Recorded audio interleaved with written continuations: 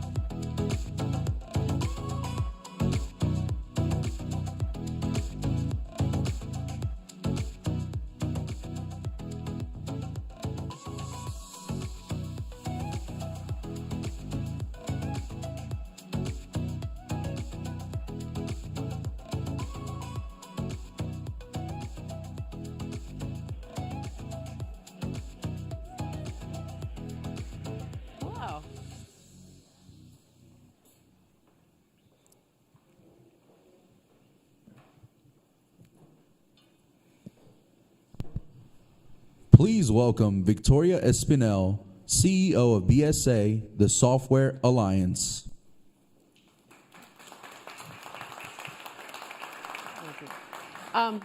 Thank you, everyone, for being here today. My name is Victoria Espinel. I'm the CEO of BSA, the Software Alliance. Whether you are a BSA member or a member of the Digital Transformation Network or the Global Data Alliance, we are thrilled to have you here today. BSA is the leading global trade association representing the enterprise software around the world. Our member companies are helping transform companies across every sector of the economy in healthcare, manufacturing, financial services, and in government. Software is also helping navigate the ongoing impacts of COVID-19, helping to manage supply chains, and helping to address the significant threats of climate change. As new digital tools are being created, society and governments are grappling with increasingly important and urgent questions. How do we safeguard privacy? How do we mitigate the risk of bias in artificial intelligence? How do we manage cyber threats that we are all facing? And these are questions that impact every company and every organization. At BSA, we operate in over 30 countries worldwide. And whether we are here in Washington as we are today, or in Brussels, in New Delhi, in Singapore, Tokyo, Sao Paulo, and beyond, these are all questions that governments are thinking about and acting upon with urgency. So we are very, very excited to have you here today. Every company is a tech company. That is a perspective that you are going to hear repeatedly throughout the day.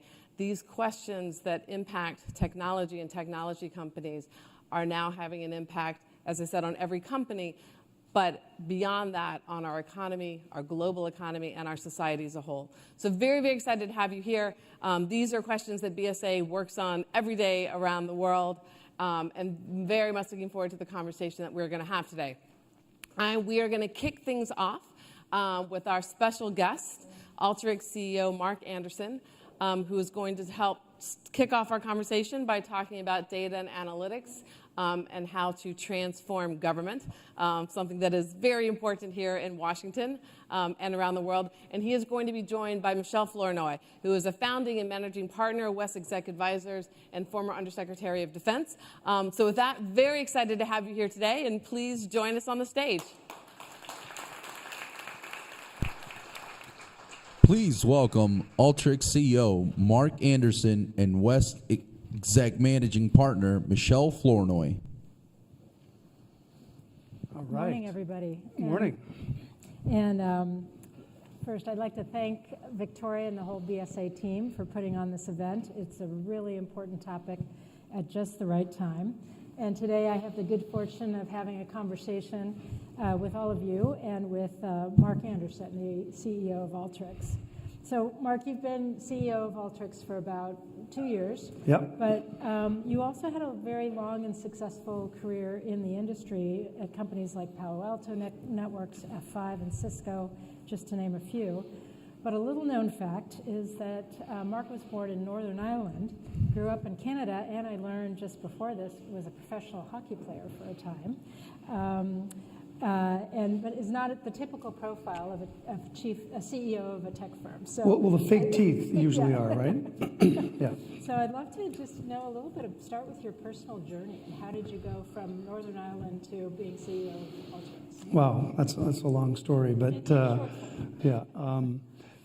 My dad, we came from the wrong side of the tracks, I guess, in Northern Ireland in Belfast, and back then, men didn't really live much into their 30s. My dad's dad died when my dad was 12. So my father went to night school for 12 years, married my mom, and got a degree at Queen's University in Belfast. And he got 2 job offers, one from Boeing in Seattle and one from de Havilland in Montreal. And went down to the travel store and found out that it was 8 pounds cheaper to fly a 1-year-old and him and my mom to Montreal, so that's how we decided to immigrate to Montreal. But, listen, I think education's always been really important to me, and growing up in Canada, there's, access to what I would say very good kind of commercial-grade education all the way through university. It's very much subsidized by the government, and I always feel very fortunate to be in places like this to, share ideas with incredible people like yourself and many others here in the room. So, started in tech 30 years ago and stayed in tech that whole time. I just found the changes, fascinating to me, how quickly things move, and whether it's here in global government or global enterprise, it's interesting to find the challenges often run very much parallel. And I know we like to think, the federal government is different, but it's not all that different in the long run. Which leads me to my next question. So, we all know the federal government sits on mountains and mountains of data, but it doesn't leverage the data very well to actually inform decision making. The Congress, in its wisdom, actually put a statutory requirement in place about, I think, 3 or 4 years ago to require chief data officers in each agency. This is just the early stages of a sort of a 10-year data-driven strategy, federal data strategy. But, to your point about the government not being so different from large corporations, I'd love to draw you out on what are you seeing as best practices in large companies that actually might help the federal government sort of accelerate its journey, its data journey, if you will. Well, great question. And the federal government, in and of itself, I think, is one of the largest enterprises in the world. There's a couple of million civilian workers. There's a couple of million patriots that serve our country in the military, and probably another million people that are civilian and working in the DoD, and I think they're struggling with the volumes of data that swirls around the enterprise. I think Phillips 66, their CEO, said data is the new oil, and I think he was really serious, right? And every government worker has had to deal with decades of kind of technical debt of manual business process work to get a task done. And over time, they've overlaid that with software. Microsoft Excel is a great example, 30-plus-year-old piece of software. It automates some of the work, but still much of that manual work is really placing data into spreadsheet cells. And that's not too different than many of the largest insurance companies or banks that I talk to. Their CEOs still shake their heads around how much of the closing of a quarter, for example, is done in Excel. And so I like to think of it as a journey, Michelle, and I think everyone's on a journey, and the government's no different. I think one thing that might be a little different about this era of technology, especially with generative AI, is the opportunity to make a leaps and bounds improvement in how we get things done in government is very much there. And it's not so much about deploying the right piece of software, but it's investing in your people so that they can leverage the right tools, whatever they be, and learn the technology that is either available or soon to be available. Yeah. So are there, as you think about like some of your more successful clients or customers, what are some of the key lessons that you'd pull out of their experience that might be useful for a federal government that maybe is a little bit farther, an agency that's farther behind on the journey?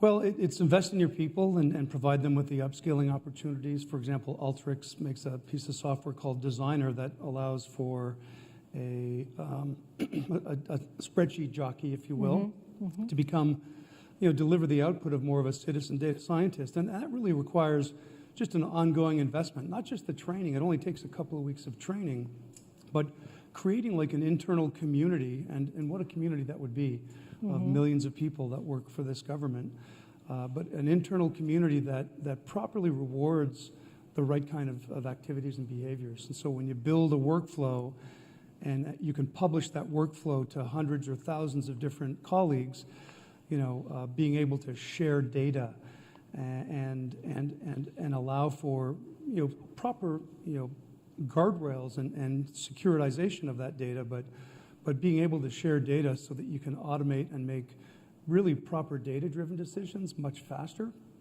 And then what some of the my favorite companies do is within that community they gamify. They give away rewards to people that are the most productive, that build the most workflows, or they celebrate successes of, this workflow saved thousands of man hours by being able to replace what took just thousands of man hours and putting data into cells and spreadsheets into a workflow that can be published and automated. Yeah, it's such an important insight because so often we, sort of put the policy in place, set the requirement. We may actually train people sometimes in the federal government, but your idea about rewarding changes of behavior, it's that changing the incentive structure to get the new behavior is so critical. I remember when I was undersecretary, we put a big emphasis on a human capital strategy. We wanted to get everybody to training, and I got lots of supervisors saying, yes, ma'am, training's very important, but I got no training requests, right. to approve.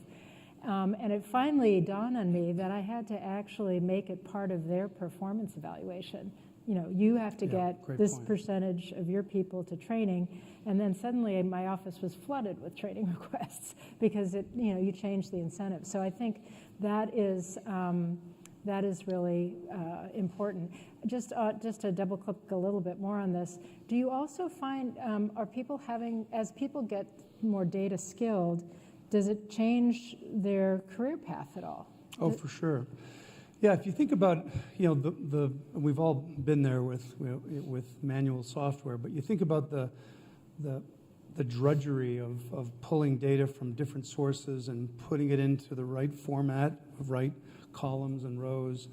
I've heard a woman that's a customer from one of the big banks calls it soul-crushing work. Yeah. And it's not fun, right? Yeah.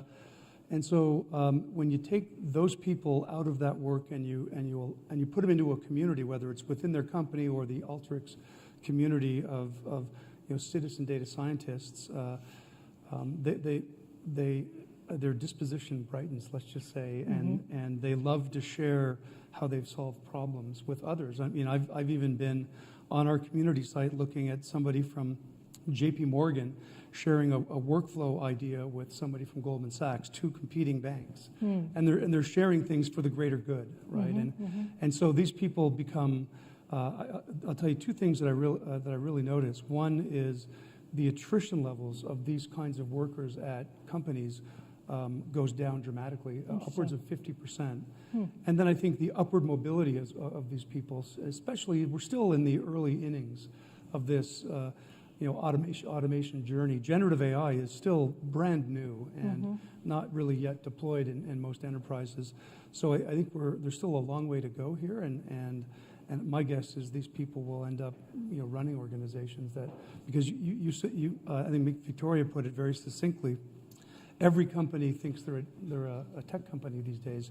It's because they are. They're trying to automate and digitize everything that they do so that they can be the very best that they need to be for their customers. Yeah, you mentioned generative AI, and AI, discussion of AI is, it's in every conversation, it seems, at this point. And the National AI Advisory Commission just put out its first annual report that, again, focused on the issue of an AI-skilled workforce, which sounds pretty intimidating to a lot of people. So as you think about a data-ready workforce and then an AI-ready workforce, how do you think about that? And I know my understanding is that Alteryx uses very low-code or no-code tools. Yep. So someone like me who would be very intimidated by trying to do anything with AI other than use it, you actually kind of bridge that gap for people. Can you talk a little bit about that? Yeah, for sure. I think to have, I mean, AI is obviously an extraordinary buzzword right now. I can only categorize what's happening with investors as like a frenzy.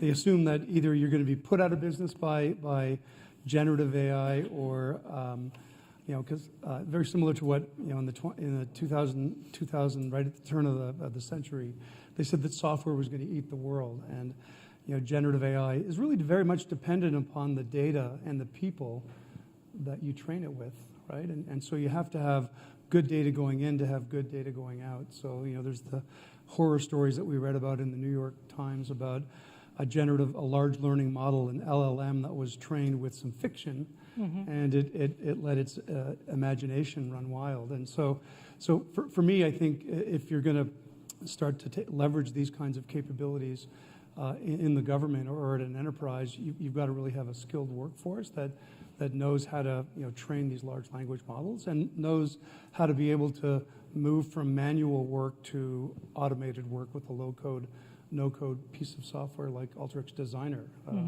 Really being able to start to harness and put the data into the form factor that it needs to be in to be able to apply more analytics against it. And so artificial intelligence is truly artificial until you apply the right data to it and you apply the right people training those large learning models. Yeah, the human judgment to Exactly. actually train the model. So you mentioned an example of two large banks who are competitors sharing workflow best practices. So, the federal government is not known for its information sharing best practices. Information tends to be very siloed. For many people, there's an incentive to control it's my information, and controlling access to that information actually gives me status or position or power. We learned some hard lessons about that after 9/11, and there was certainly a big push in the counterterrorism domain to really get agencies sharing the different pieces of the puzzle so we could get the bigger picture and actually prevent attacks. But I would say that's sort of still the exception, not the rule, and that data is still very much stuck in silos, often deep kind of inside legacy systems, as you said, in formats that are sort of certainly not universal or common. And so, and there's a trust issue about sharing information. So again, I'd just like to draw you out from that siloed information. And, if you're in a large company, for example, where there's a trust issue about why should I share my information, how do you work with people to tackle that? Yeah, well, it definitely is work. And I'll tell you, the last time I was in the Beltway, I hosted a luncheon with a handful of chief data officers from the civilian agencies. And frankly, I fell in love with both of these guys. They were both extraordinarily bright. And the fact that they're, working for the government, dedicating their output to our country, I was really, supercharged by my interaction with them. I put them up against any CDO that I've met in the private sector, to be frank with you. But I think trust is a really big thing. You've got to have, certainly have the right sort of guardrails up to be able to, start sharing the data. But the technology exists today, and it's, it really is about embracing, modern technology in the form factors that it is allowed to exist in public sector. So, working with the right systems integrators to be able to bring the right enablement of the employees and bring the right toolkit to the agencies. I mean, I'll tell you what doesn't work. It doesn't work when you bring in a large army of people as a let's say a provider, a software provider to a company, move out all the employees and say, let us take over and have them run it all, because that can only be a short-term solution. I think that would be in the best interests of our country. I think, truly upskilling the people and allowing them to leverage the technology that's out there, and then, having the right, governance and oversight that is necessary in any environment, whether it's a large bank or a government entity. Yeah, and it's really, in some ways, you're not only, you're not just a tech company providing a product. You are actually hands-on doing a lot of capacity building. Right. And I assume that's not just at the beginning, like the initial training, but how does that develop over time as the workforce uses the product more and more and gets more data savvy? Yeah, I think you can. It's a continuum in my mind that should never end. I think you can continue to, train the large language models with better and better data to make more and more refined decisions that that allow for the ultimate optimization of almost every sort of every project workflow in a business or a government. Yeah. The other thing I've seen is, in the federal government in particular, is this sense of, it's a little bit of the perfect is the enemy of the good. Like, Yeah. We have these legacy old computers and software. We're not in the cloud. Our data's a mess. We're just not ready. We have to do all these things before we can actually start using data and upskilling our workforce to make data-informed decisions.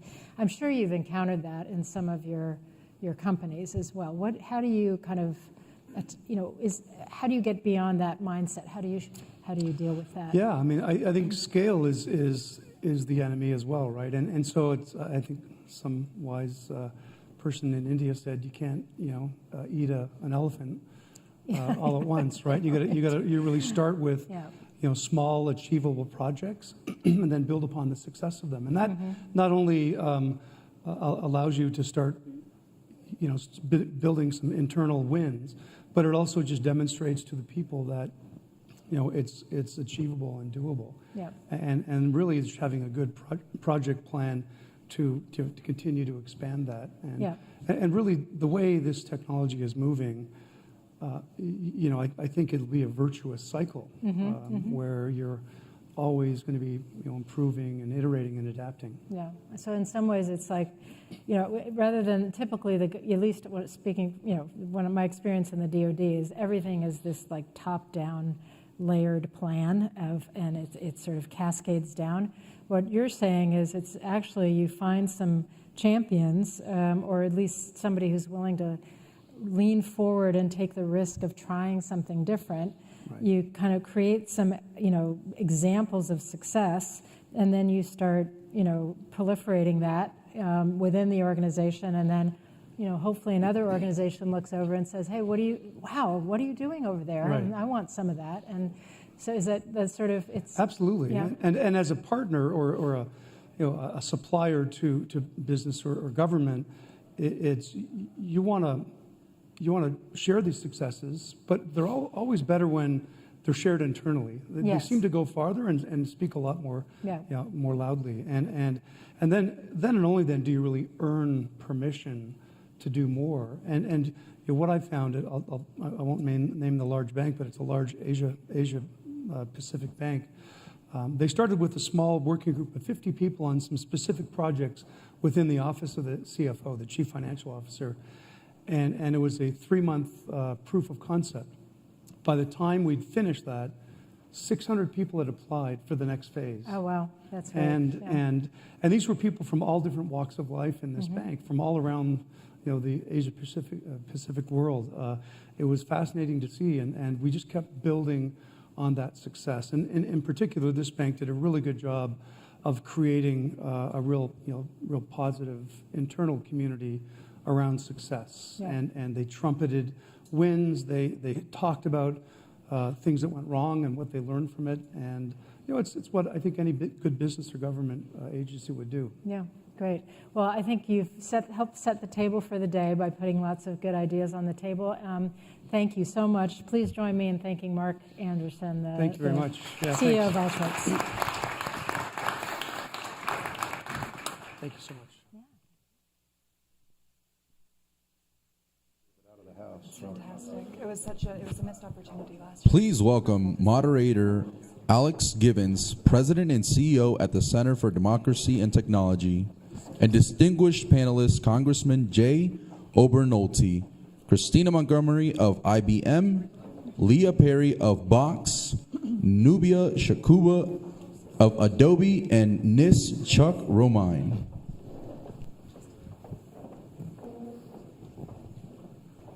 The applause is overwhelming.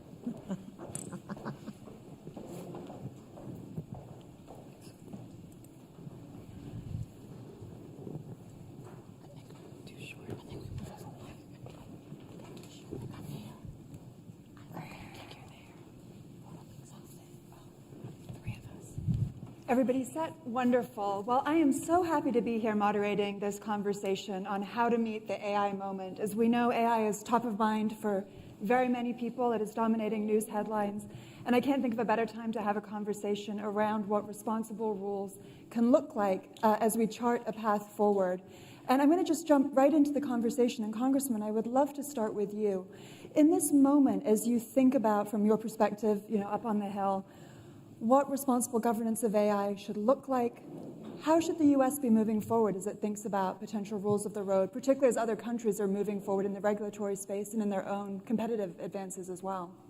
Well, it's something that I've given a lot of thought to.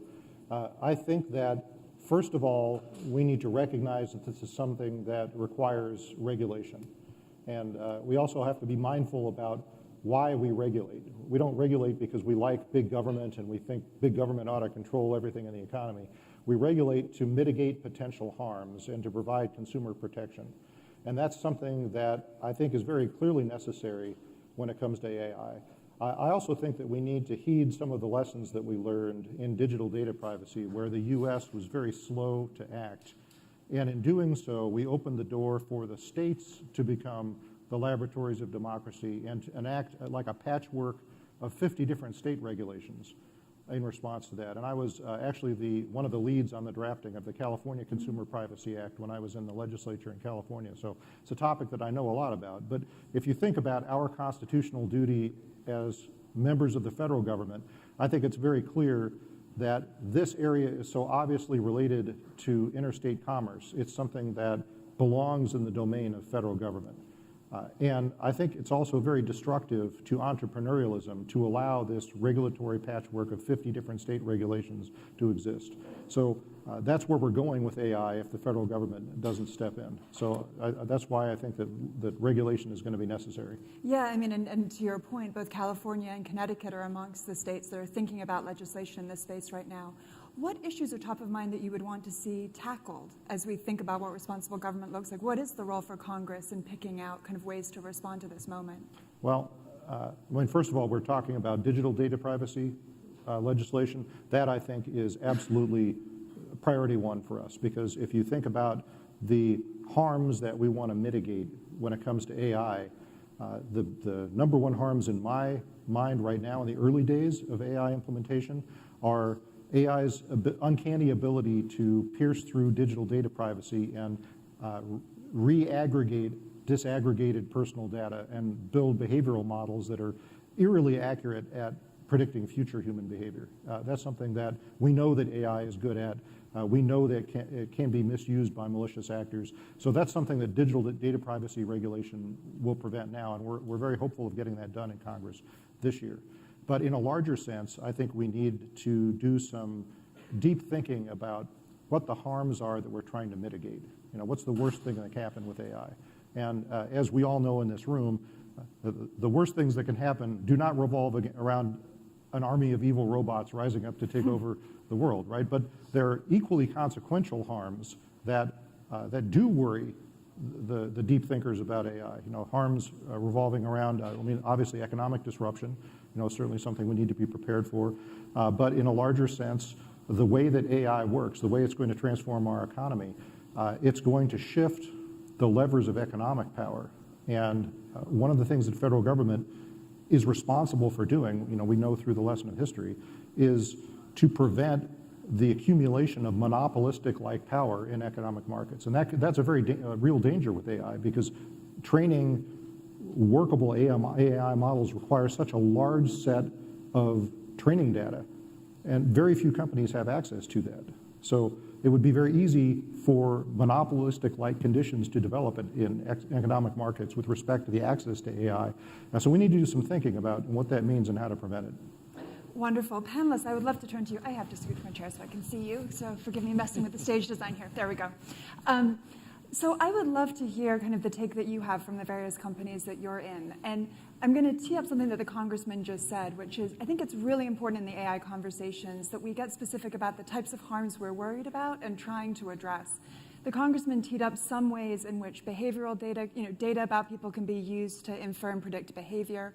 We're seeing that now in AI decision-making tools that have a significant impact on people's access to economic opportunities or their civil rights or their civil liberties. And sometimes that conversation is a little bit different than generative AI, which may have other applications too. So I'm going to tee up the open question, the name of this panel, which is what strong and workable AI rules look to you? And as you answer, would love a little bit of specificity as to the types of harms you think Congress or policymakers in general need to be thinking about. Christina, let's start with you. Yeah, hi. So completely agree with the sentiments that were just expressed by the congressman in terms of the need for regulation. Guardrails do make sense at this point in time, for sure.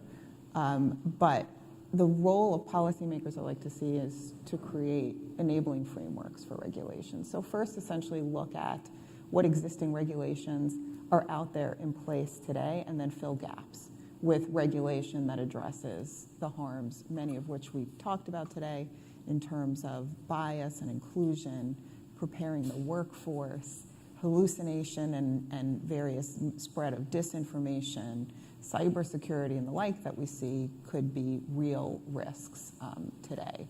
So I also think it's an opportunity for us to promote harmonization through standards bodies and the like, so that we have uniformity, because essentially what we're seeing happening in the privacy space would be completely unworkable. Agree with that completely.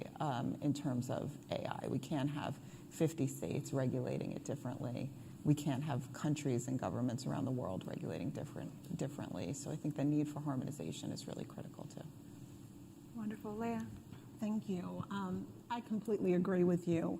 I definitely think that there needs to be a noted focus on carrying the laws that are already available, particularly outside of just the laws, but OECD principles, the AI risk management framework, and figuring out where we're missing the pieces in terms of where the law currently stands.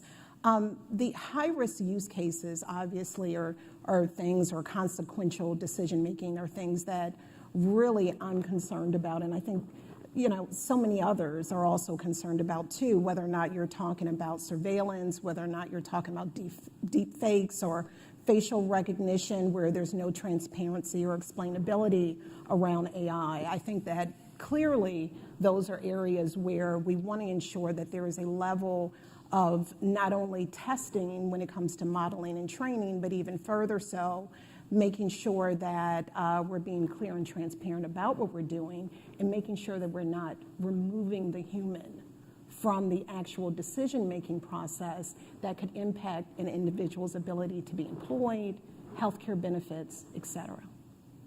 That's great. Maybe. I concur with all of my fellow panelists. I'm going to have to make you disagree at one point. By the end of this panel, we'll find something. I would say that the three kind of concepts to keep in mind that we try to focus on at Adobe is really responsibility, accountability, and transparency. And so the responsibility to address the testing and remediation of the tools and the forms that are being built, as well as accountability related to remediating any unexpected bias. The transparency when it comes to AI is not at all just what it was in privacy with the individual, but the interoperability and just the large-scale processing of the deepfakes. Can society at large trust, and is it transparent, what is actually happening in the AI? And so from content authenticity to the content credentials, allowing creators to be able to tag their name, the tool that was used, the date that was created. I'm sure everyone in this room can recognize the cat driving the car. Maybe that didn't happen. But obviously the politicians and all of the celebrities and many of the deepfakes out there does require special attention. And so drawing our eyes towards how we can really remediate some of this misinformation, I definitely agree is also key. That's great. Dr. Rumi, would love to turn to you. So NIST, when they released the AI risk management framework, was congressionally mandated to do so. So thank you, Congress, for getting this conversation going well. And NIST carried it forward through a long-time consensus process to come out with a framework for companies to use as they think about risks. It's not mandatory. NIST is always very careful to assert that. Right. But I'm curious the role that you think from NIST that the AI RMF can have in society and how it fits into this landscape for AI governance. Sure. I want to take the opportunity to say that the advances in AI, which have been so dramatic, are in many ways an exciting amplification of human capabilities. And there's a lot of good that can come from that. But of course, a big problem is managing the risks associated with that. When you amplify human capabilities this dramatically, it also amplifies the potential for humans or other harms, humans to use AI to cause harm or other harms to take place. The AI risk management framework, which we were privileged to lead, thanks to Congress for providing us that opportunity. The way that we do that is engaging with the private sector and other government agencies. I'm sure that all of my colleagues to the right have participated in the AI risk management framework development process. It's a terrific way to take a look at a framework that can guide those kinds of guardrails that we were just talking about, this idea of understanding the risks to, in some cases, the risk to human dignity, to privacy. We want AI technologies that preserve those things. But we also want, when we talk about regulation, for example, one of the questions that sort of is begged is regulations to what standard? What is it that we're going to hold people accountable for? When we talk about fairness, when we talk about transparency, those are fantastic. How are we going to evaluate those? And so that's one of the things that the risk management framework does, and the conversations that we're having with industry is trying to identify a common lexicon, a common understanding of what those terms mean, and how we can undertake those evaluations. One of the themes that emerged from some of your answers was this notion of looking to see how existing laws already map onto these frameworks and trying to use that as one mechanism and then seeing where the gaps are. I will say, as a civil society advocate, one of the things that we focus on is it actually can sometimes be really hard to detect those harms, to tell whether existing laws even apply. One easy example is the use of AI in hiring systems, for example. We have strong employment discrimination laws on the books. But right now, I could be a job applicant, or I could even be a regulator at the EEOC trying to put together a case and have no idea of a tool's even being used in the first place. So I'm curious, when we think about a governance framework, kind of how we can connect existing laws, but try and make them actually map onto this technology more effectively to actually make those tools useful in the first place. I'm curious if anybody wants to jump on that piece of this. So I'll just say I think transparency is really critical, right? So advocating for when AI is being used should be first and foremost, like especially in the context of consequential decisions like employment decisions and the like. Should always know when AI is being used and deployed. And then just basic information on AI models in terms of fact sheets, model cards. What data was it trained on? What's the performance evaluation of an AI model in terms of how accurate it is and the like. And certainly bias testing and consequential decisions and the like should be part and parcel of deploying AI. I also think it's important to be mindful about the fact that the quality escapes that we've had that you brought up, where AI has turned out to be discriminatory so far. And you mentioned one of them, which was in the automated screening of resumes. Mm-hmm. Also, the highly publicized example of facial recognition. Mm-hmm. That turned out to be discriminatory as well. But none of those have been intentional. It's been a function of a lack of forethought about the way the models were trained and the way that they might be used. The reason why that's important is that we already have laws prohibiting discrimination. So when we talk about whether or not more laws are necessary, that's not a case where laws are necessary, because anyone that used AI to intentionally discriminate in a domain such as hiring would already be in violation of the law, regardless of whether or not they used AI to do it or some other technique. So I think that's an important distinction to make. Yeah, one of the things that's pointed to in this space is that auditing and impact assessments could be one way to help, right? If you mandate transparency around a tool being used and mandate that audits happen, that would do a better job of helping identify when those risks are occurring, help companies hopefully mitigate them ahead of time, and if they're not doing it, allow advocates or regulators to come in. But there's a big conversation around what meaningful auditing actually looks like in the first place, right? Who should it be done by? Should it be inside the company or outside of the company? What level of disclosure is required? I could go down a whole rabbit hole as we try to think about this. But I would love to have the panelists take on it. And Nubia, perhaps start with you in terms of when you think about meaningful auditing and meaningful impact assessments, what does that look like to you?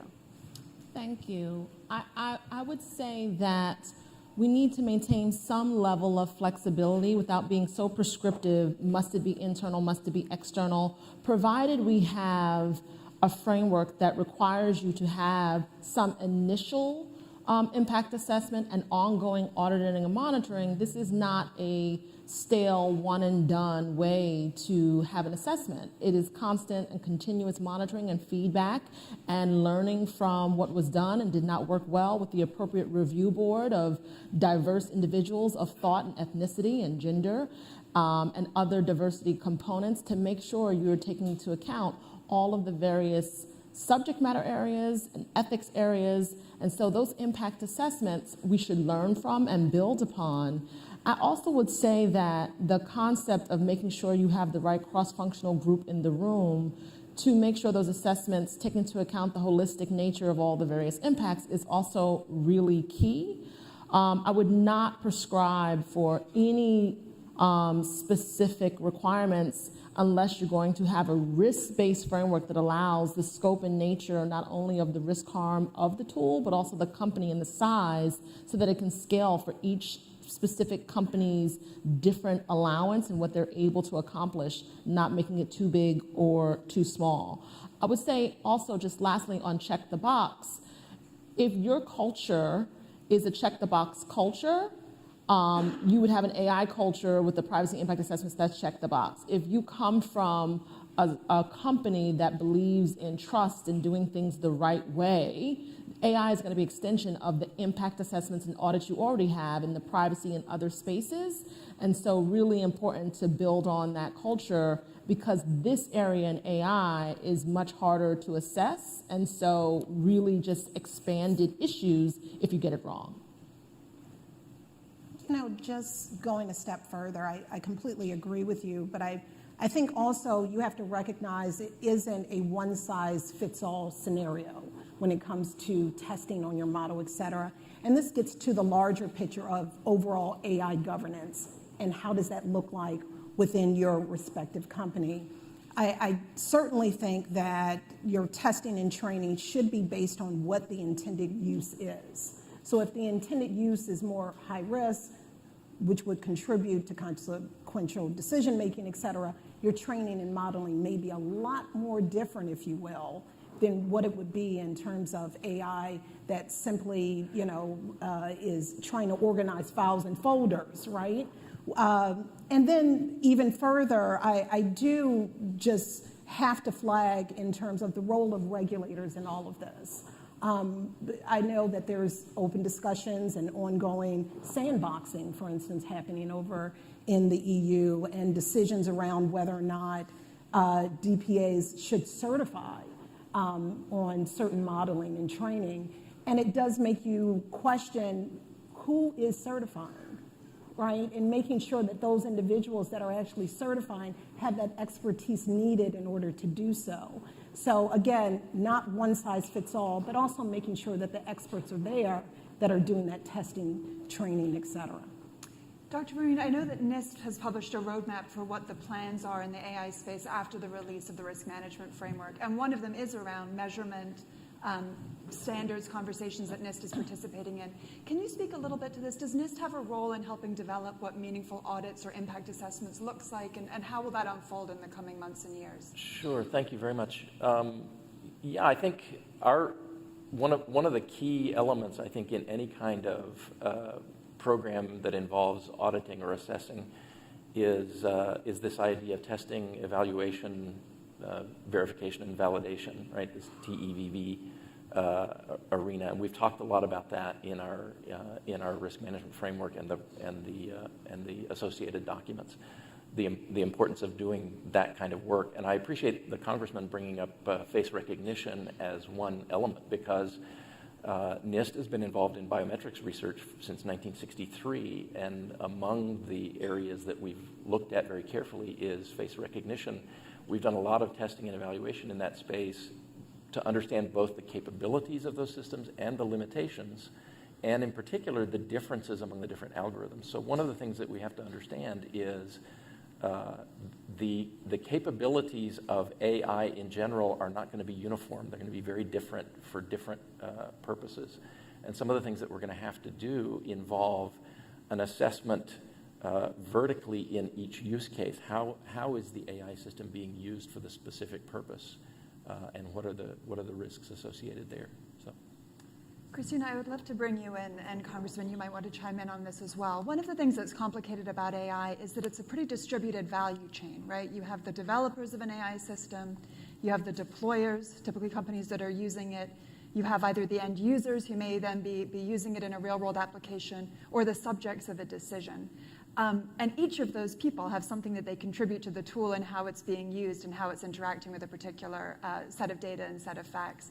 I'm curious, when you think about regulation or even companies choosing to do their own auditing, where do you put the responsibility in the value chain? Should it just be on the developers? Should it be on the deployers? Is it everybody? How do we think about that role of responsibility and how kind of attenuated it sometimes can be? Yeah, as you said, it's complicated because the life cycle has so many different players, and there isn't just a single go-to-market model either for AI. So when you think about something like foundation models, the benefit of a foundation model is you can train it once, and then it can be adapted to a wide range of downstream uses. They may be very, very different. So for example, a large language model can be deployed in a banking application. It can be deployed in a healthcare application, in retail, and the like. And when it's essentially the deployer that is taking that base model and adding and training and refining and tuning it for their end application with their data.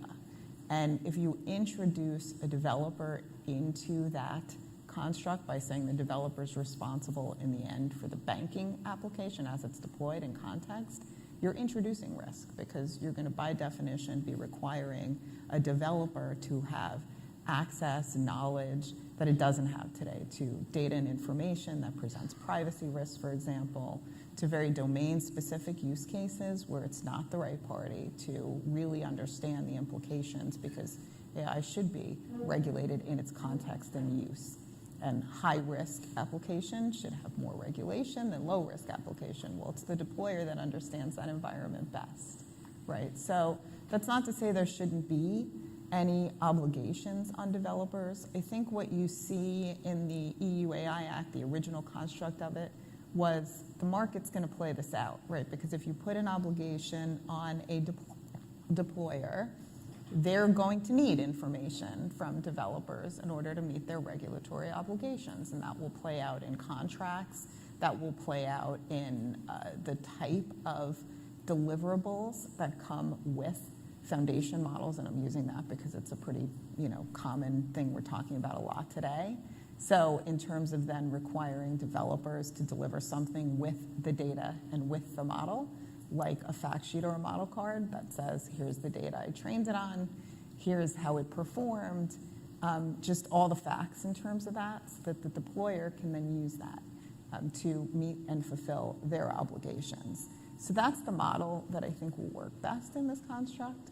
And I think also back to this point of standardization and harmonization, like standardizing what that looks like. What do we think should a fact sheet or a model card, what should be the data that's in there? Standardizing on that, harmonizing regulations around that, I think would also be a good direction for us to go. One question before I bring in the congressman. In that kind of the framework that you just set out, it makes a lot of sense when the deployer is a sophisticated entity with bargaining power that can push back on the developer and mandate that their things be kind of a result of the contract, presuming it's a contract-based model. But that's not always the case, right? And I don't think that's really the future vision of AI. Many people talk about it as having far wider distributed uses than that. And Congressman, you've been a real thought leader talking about how to have competition in this future market and how to make sure that the benefits of these tools work for everyone. So I'm curious, in a space where developers might not be that sophisticated, it is somebody deciding whether to use, an off-the-shelf hiring tool. Just to stick with that same example, you can put it in other fact patterns. Do we need some flexibility in how we think about this, depending on what the circumstances are? Do you think there are moments where developers really should be on the hook because they're the ones that were doing that foundational work?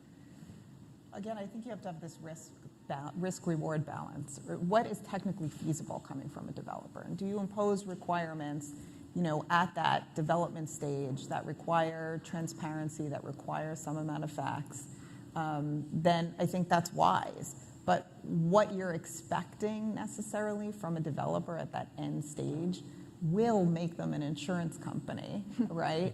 So I think there needs to be a risk-benefit reward, and then maybe in some cases, things don't get deployed. I mean, so the deployer should have obligations to say, I don't trust this model, or I'm not going to, use it as part of the foundation of what I'm deploying and putting onto the marketplace. That we should hold small, which is why the rules need to be flexible, and they need to address small businesses as well as large businesses and the like. Congressman, would love your thoughts on this.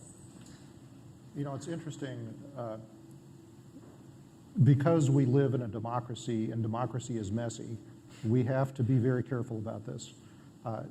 We would be foolish when making judgments about value not to use the technology that we already have that's proven to be the greatest judge of value in the history of human civilization, and that's free markets.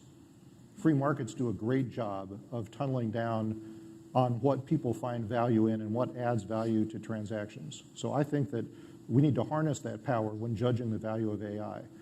It would be pretty Orwellian to create and empower a government bureaucracy to be the arbiters of what good AI is and what bad AI is. Can you imagine, someone sitting in a chair, oh, good, good, good, oh no, that's bad, not allowed to do that, good, bad. That would get unreasonably messy. And let me give you an example. And this is a real world example because this is a purpose and a use to which AI is being put right now, is the detection of nascent tumors in CT scans. The FDA is considering approval of these AI algorithms that can do automated reading of CT scans to detect not only the malady that caused the symptoms that led to the scan, but also tumors that the patient might not even be aware of. So if this works, and it's looking like it will, it's a huge win for almost everyone, right? It's a win for the patient, hands down. They get their scans read faster, cheaper, and they have a new capability of detecting these tumors sooner, which allows much better treatment outcomes for them. Great win for insurance companies because it drives down the cost of health care, because not only the scans are cheaper, but you got these cancers that are much less expensive to treat. Who doesn't win? Well, radiologists don't win because you need fewer of them, and what a radiologist does is different. So because we live in a democracy, the radiologists get together and they petition the FDA or whatever bureaucracy we empower with regulation of AI, and they say, no, you can't allow this, you see, and they come up, oh, consumer safety, you see, you need a human in the loop. Or they make an economic argument, protect our jobs, which is a very powerful emotional one. So this is why we have to be so careful, because, no one can deny in that particular use case that the most beneficial thing for us societally is to allow that use of AI, as long as it's reading the scans more accurately than a human radiologist would, which is the only standard that matters. And yet, we're going to have political forces arrayed to prevent that use from occurring. And that's just like one example. There's going to be 1 million, 100 million examples just like that, and that's what we have to prepare for. So one could argue back, and I'm not going to take on that example because I think that's actually a very good one for your perspective. Right, but one of the arguments people would make is that regulation does help to address places of market failure. So where, for example, people can't even get the information they need to make an informed decision in the market, regulation might be able to step in and help with that. And so here's kind of my question. If we're thinking about deployers who literally are trying to make an informed choice, hey, can I use this tool or not? Is this going to get me in trouble with the law or not? How are they going to be able to get that information from developers, without some type of regulation around transparency, risk management processes that developers need to put out into the ecosystem as well? Sure. I think it's a fair question. And I think that you need to distinguish between a developer of AI and a developer of the risk management framework that you're talking about. And I think those two entities probably are not the same. You know, and I think if you want to be a responsible deployer, that you have an obligation to consider both of those. You know, you pick AI that you want to use, but you also pick people that will help you determine what those consequences can be. And I think from a governmental standpoint, we have a similar obligation. I think you put it very well. You know, the job of a regulator is not to pick winners and losers, because we've found to our misfortune that that's a very destructive thing to have government do. The job of regulators is to minimize what economists call externalities. You know, it's the classic case of why big rigs are required to have mud flaps. Mud flaps do nothing for the big rig, but it prevents the water from going on the windshield of the car behind the big rig. So you're imposing cost on the operator of the big rig to protect the car behind them, right? This is what we need to, you know, those kinds of externalities are what we need to consider when we're regulating AI. But, you know, the North Star for us always, always, always has to be consumer well-being. You know, what will advance us as a society, and define however you want to, you know, average human condition. You know, what will advance us and what sets us back. Would anyone else like to chime in on this? And I'm going to take us on a subject matter pivot. All right, we have gone a full 30 minutes without saying the words ChatGPT. I think that might merit a round of applause for an AI panel, but we should be talking about generative AI as well. We've obviously been talking about it in these answers, but I want to take it on pretty explicitly too, which is to say, for many of us that work in this space, you know, AI hasn't just been the news cycle for the past 3 months. Many smart people have been working on this for a very long time from a policy perspective. But I'm curious how people's thinking about the governance of AI changes now that generative AI is so much part of the public conversation and being deployed so much more widely than it was, you know, even 6 months ago, a year ago. Christina, maybe I start with you. You know, what is your take on this? You know, does generative AI really change the nature of the conversation, and if so, how? Yeah, I mean, I think what it's essentially done is democratize the discussion and the availability of tools like ChatGPT for people to play with and explore and see the strengths, but also the weaknesses of something like, you know, an open domain chatbot.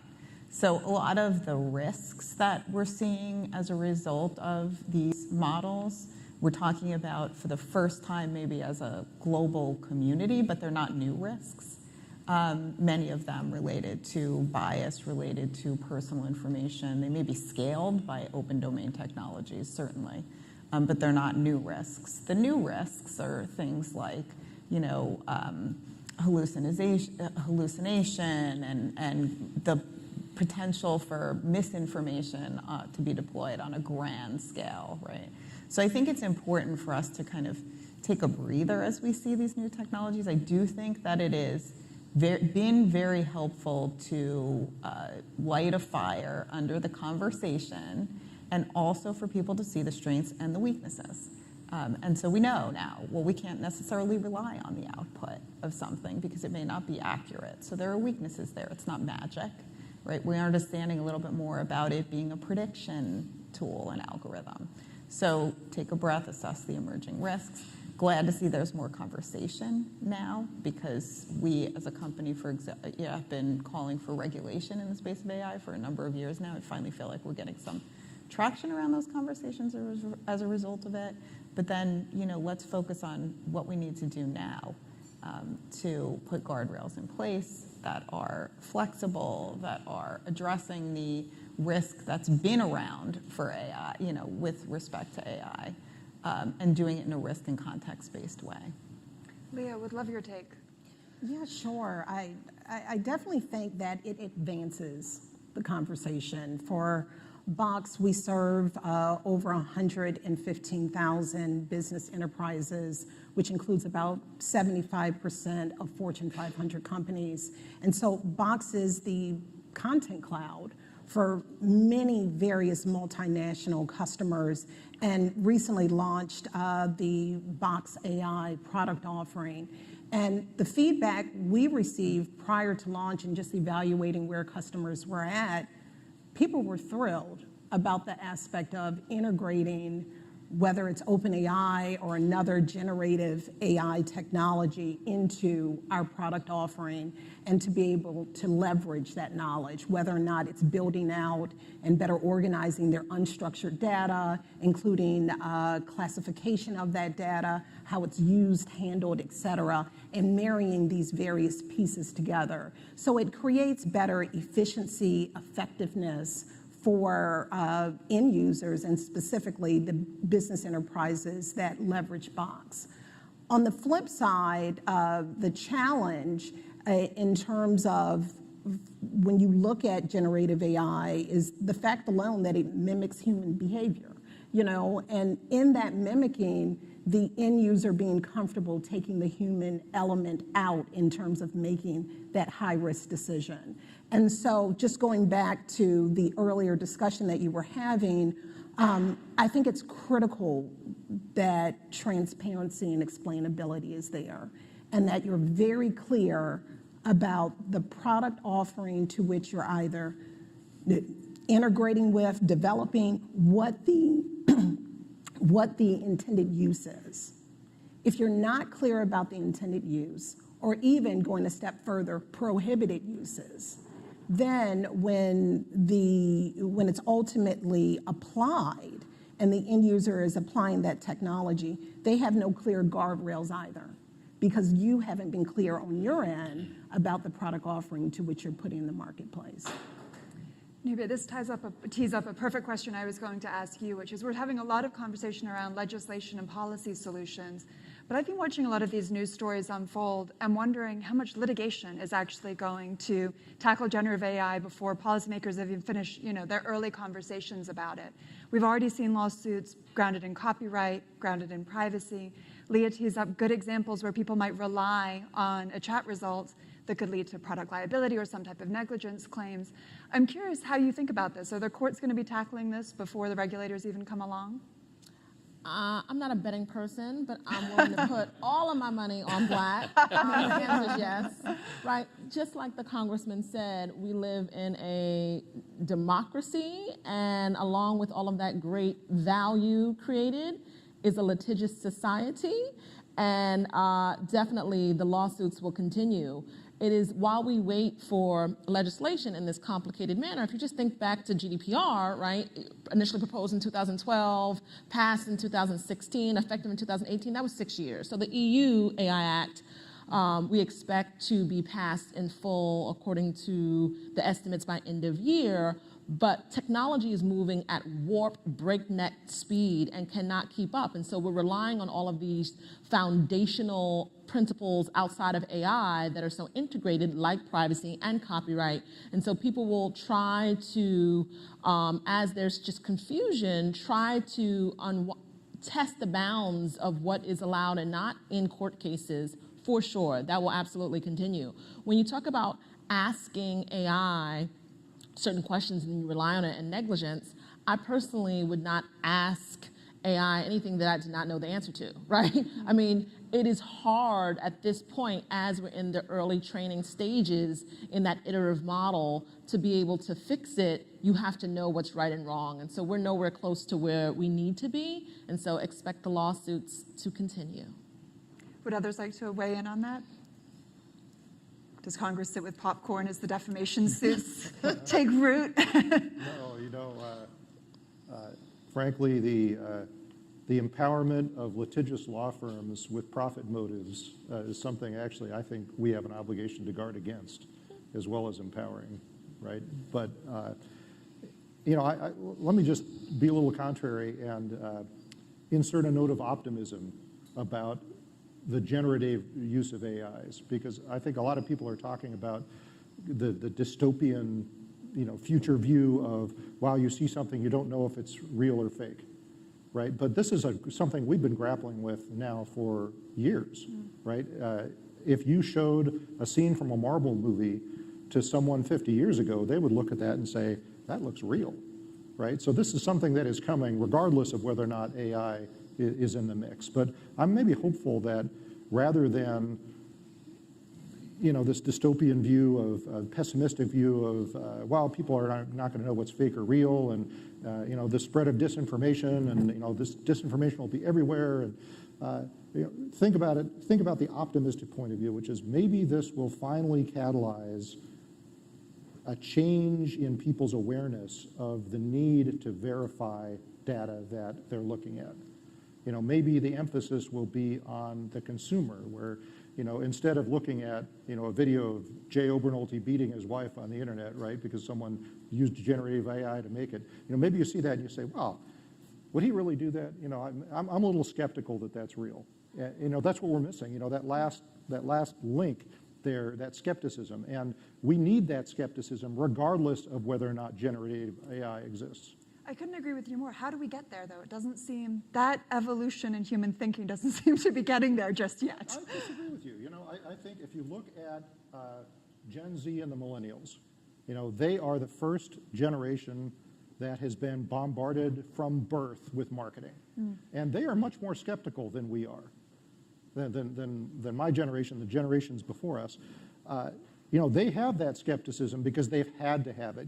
When someone gives them a message, they've been obligated to say, wow, is that really true? Or are they just saying that to make a dollar, right? So, I think that we're getting there. But, also, I think that we can help.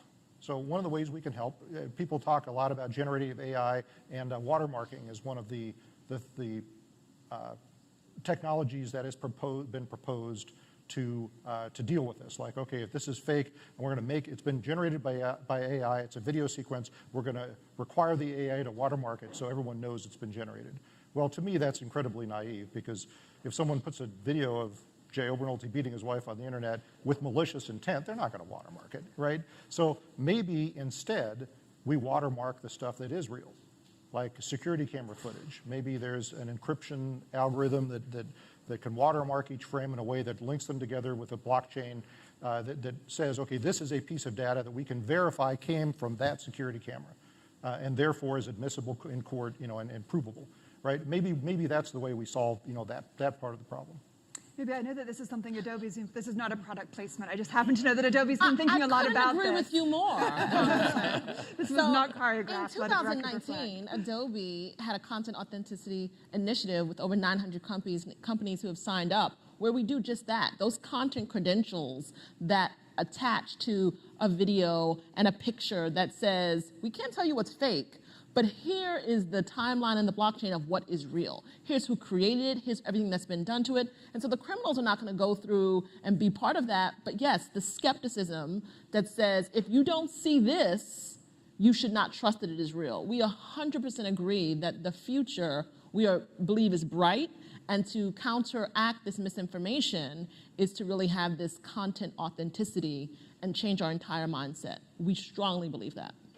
And I'll say another thing I think that in civil society we're talking a lot about is how to have officials and people that do have authoritative information become more trusted voices. So we spend time training election officials, for example, to make sure they're using a .gov website, not a .com. Use those signifiers to show that you're authentic. How are you getting out ahead of the messaging curve so that you can be putting out good information about where people can vote, the timing of polls, et cetera, and try to counter. But I think a lot of cross-society work to be done. Dr. Amin, I'd love to come back to you because, so NIST published the risk management profile, and then the generative AI news wave hit almost exactly after it launched. And so I know that you all are getting hit with a lot of questions as to how well the risk management framework maps over to generative AI, if there's more work NIST is going to be doing in this space. What are you thinking? So the answer to both of those is yes. It maps well, and there's a lot more work to be done. I think, generative AI over the last few months has sort of caught everyone by surprise by the acceleration of the capabilities far beyond what anyone had originally predicted. And of course that, again, as I said before, accelerates the potential ills as well. But I appreciate the Congressman's emphasis on sort of an optimistic view. We're really talking about a capability now that's going to influence in very positive ways medicine, as he talked about, but also energy, transportation, logistics. Virtually every field of endeavor is going to be enhanced in some ways through these technologies. The question is how we manage the associated risks inherent in these as well. And I think, again, the congressman, or I think it was one of the other panelists, talked about the importance of context of use. And I think that's a really key driver here. One of the problems, one of the challenges faced by policymakers and regulators is a broad brushstroke regulation is going to be very difficult to keep current, as was talked about earlier, and also address the specific ills within a particular segment of the economy. So there's a lot more work to be done in this. Congressman, there are reporters in the room, so I said I had to make news today. I'm going to try and get you to forecast. You already mentioned federal privacy legislation. Wonderful. Many of us have been calling for that for a long time. But I'm curious about AI-specific legislation and trying to get a little bit more clear on what you think the next steps for Congress will be. Senator Schumer has talked about wanting to move in this space. Within the federal privacy bill, there are provisions for algorithmic impact assessments that I think a lot of us think are a good first step. There's the Algorithmic Accountability Act, various legislative proposals out there now. I'm curious, will you prognosticate for us? Is Congress going to act on AI, and if so, when? So I would say, prognostication hat on, I would say, step one, as you say, is enacting comprehensive federal data privacy standards. And I am cautiously optimistic we will get that done this year, hopefully this summer. As you know, that's something that the Energy and Commerce Committee has been working very diligently on for the last couple of years. And that's step one, because a lot of the near-term harms that AI can be used to create revolve around the use of personal data. So, that's really going to give us a little bit of runway on the rest of AI regulation. Past that, I would say, I think it's going to be very necessary to be thoughtful about what we want to do with AI. And as mentioned, the EU framework, which I think is a good example of putting the cart ahead of the horse. Because essentially what the EU is saying is, if you want to develop AI, you have to apply for a governmental license, and we're going to spin up this whole new bureaucracy and empower them to decide what AI is good and what AI is bad. Problem solved. Done, moving on, right? And I think that that's, a really kind of simplistic and naive way of looking at it, because not only are it's corrosive to a democracy because you're empowering an unelected bureaucracy to make what are going to be really important decisions about this value judgment about AI, but also you're not saying anything about why you're regulating. You're not saying anything about the harms that you're trying to prevent. And I think those are the things that we have to be mindful of. So it's going to be very interesting to see what the EU does. And then to maybe, take a look at what our approach is going to be. And we were having a discussion actually just before we came here on stage about maybe an alternative approach, which is something that I've done a lot of thinking about. Maybe instead of trying to focus on the algorithms of AI, maybe we focus on precursors.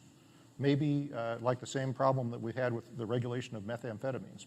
Meth is really easy to make if you have knowledge of chemistry. The precursors to meth are not easy to make. So instead of trying to regulate meth, you can make a law against meth, but the bad actors are just going to ignore it. Instead, you focus on the precursors like pseudoephedrine, which are much harder to make, and make sure you understand who has the pseudoephedrine and where it's going. So we could do the same thing with AI. One of the necessary components to AI is compute power. So, and it turns out that the scale of compute power that's used to train an algorithm like ChatGPT is something that very few companies actually have a legitimate use for outside of AI. So if we understand, and like pseudoephedrine, it's very hard and expensive to put together this compute power. You don't just go down to Best Buy and buy a PC and plug it in. So if we enacted, like as a first step, for example, some legislation to require know your customer rules like we do in banking to make sure that we understand who has accumulated this compute power, the uses to which it's being put.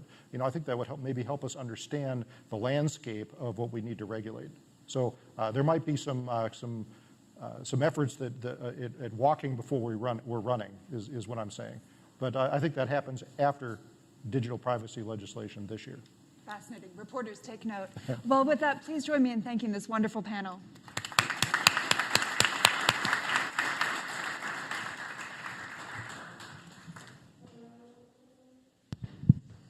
The program will be resumed in a few moments. Please feel free to move about and enjoy refreshments.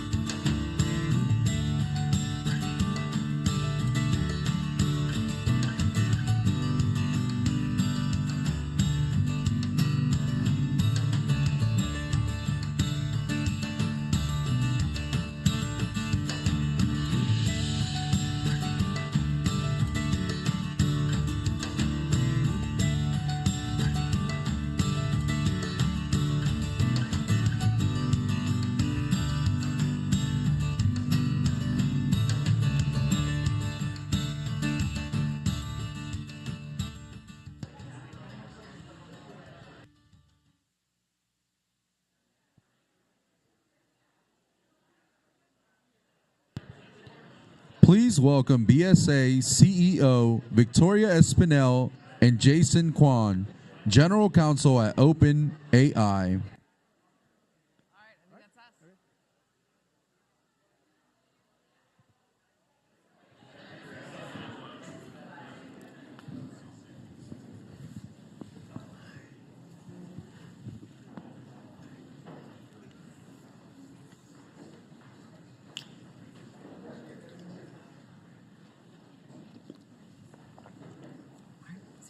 All right, well, thank you, everyone.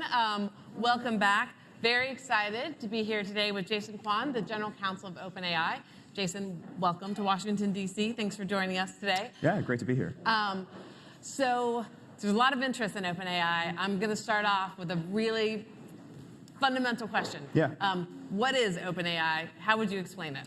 Yeah, so OpenAI was started as a research and development company focused on trying to build artificial general intelligence. And it was founded in 2015. It was originally focused on trying to build these technologies and bring them into the world in a way that's safe and beneficial. And for the benefit of all humanity is what's written to our charter. And then I think around 2019, we created this for-profit arm that then, is creating the technologies and deploying them, and had this partnership with Microsoft. And so that is like kind of the moment in which we started to productize some of these things, and ultimately led to the release of ChatGPT. And I think from the very beginning, it's always been about not just technological development, but also kind of understanding the social impacts and figuring out how to do these things and deploy these things in a way that society could adapt, and that the deployment is done in a responsible manner.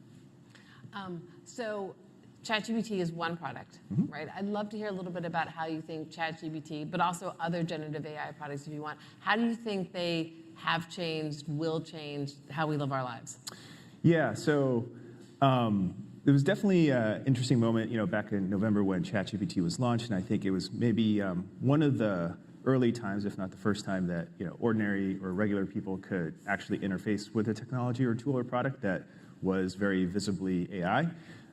We've definitely had that in our lives before, but this is one where there's all this direct interaction, and there's a lot of surprise, and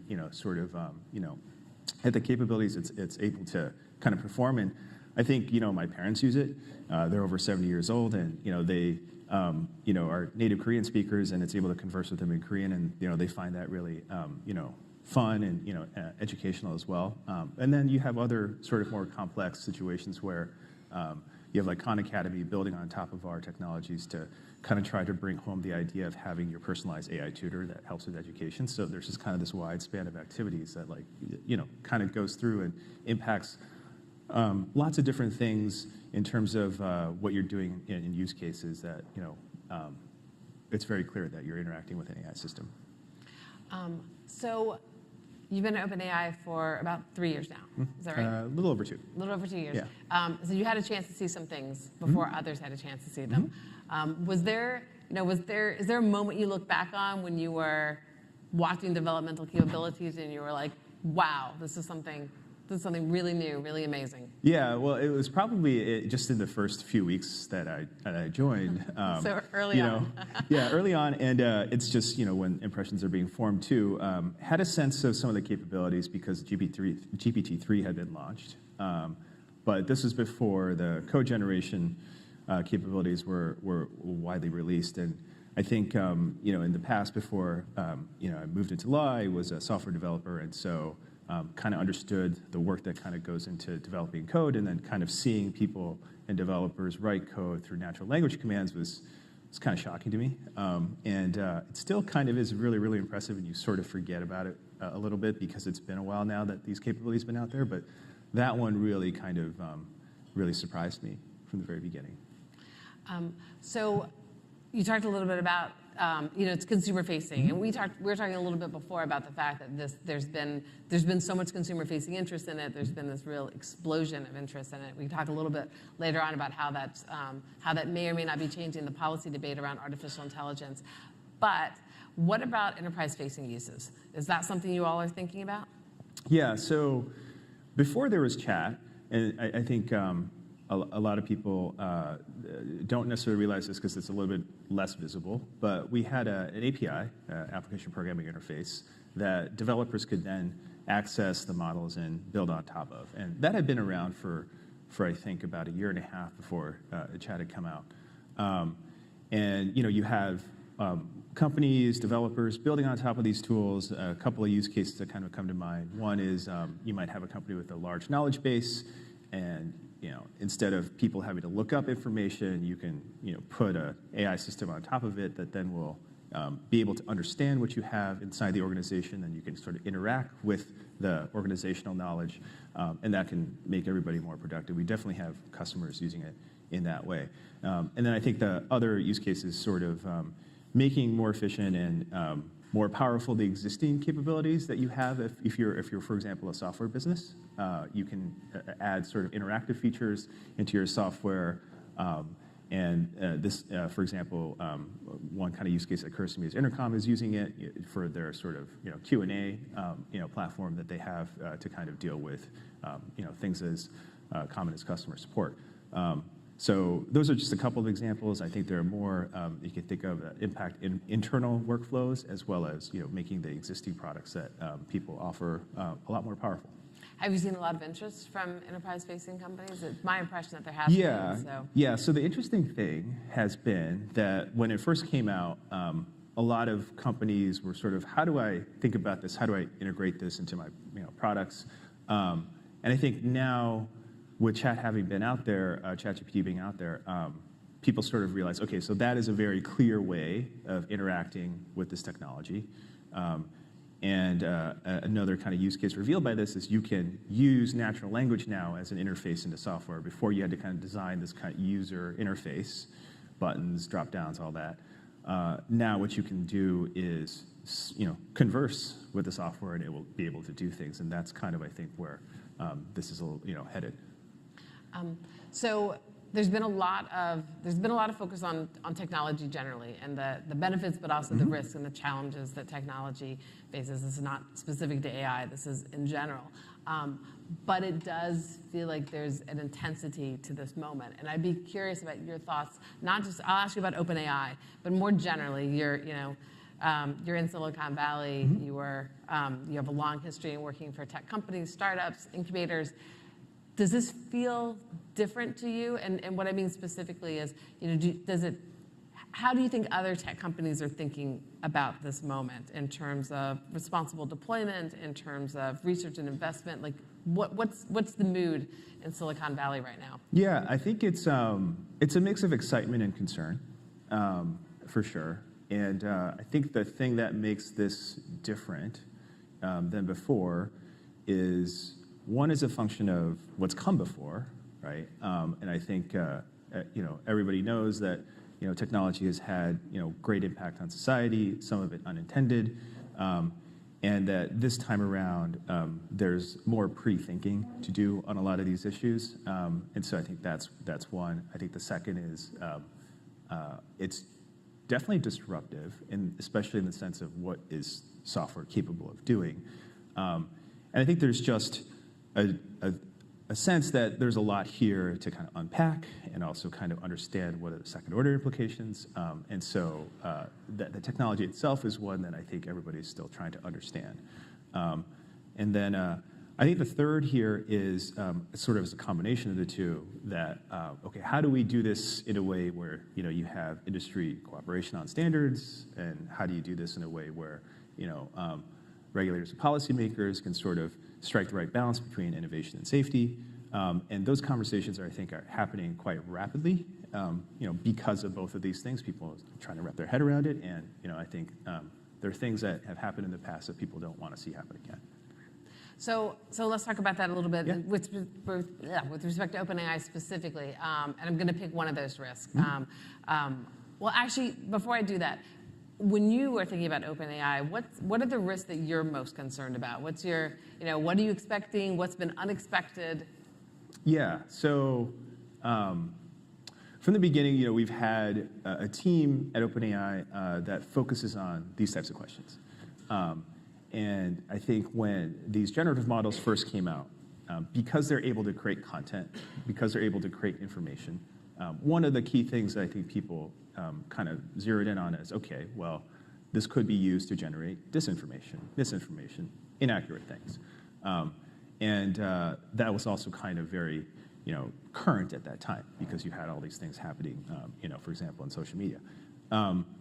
When these tools were released, what actually ended up happening is that people were, the first kind of use case that, of misuse that, we kind of saw was people kind of generating this stuff for offensive, outputs, toxic outputs.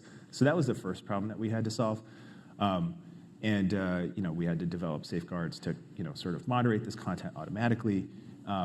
In retrospect, that seems fairly obvious, but it wasn't like the first thing that people were thinking about. And I think the learning there is just you can articulate these risks, and it's, the disinformation risk, I think, is still a real one. But you also have to keep an open mind that paying attention to actually what's happening on the ground, because the way that this stuff might unfold it might unfold a little bit differently. And so there's just a kind of this need to be constantly adaptive and to, let the facts, kind of come and deal with them as they are. And so how do you try to manage that internally? Because you said there's been kind of explosion. I know you have a very big team. We were talking about that before. I'm joking. I know you have a team that is hopefully will be rapidly growing. Mm-hmm. But how do you manage all of the risk that's out there? Yeah. Or how do you think about that? Yeah. I think part of it is that just building on the existing framework that we've already had. And so I can talk a little bit about that, which is, we have the latest model, GPT-4. It's part of ChatGPT. It was released, back in March. It's still limited in terms of its access. But before that was released into chat, there was, about 6-7 months of safety testing, red teaming, looking at the results, those would kind of, surface things that the systems could do that we didn't necessarily want them to do. We had to come up with mitigations. We still come up with safeguards and mitigations as we see the activity kind of roll out. And so we call that our iterative deployment process. And there's a bunch of stuff written on our blog that you can read up on about it. And I think it's just making sure that we continue to do that and try our best to kind of keep pace with the rate of growth. I think find the right people, add them to the organization, continue to beef up the framework, talk about the framework more, engage with policymakers, engage with other technology companies, and how do we take these sort of components of what we've done as a process of tech development and articulate them clearly so that regular people can understand, and then get them out there so that there's a norm created in the industry of everybody kind of doing something like this.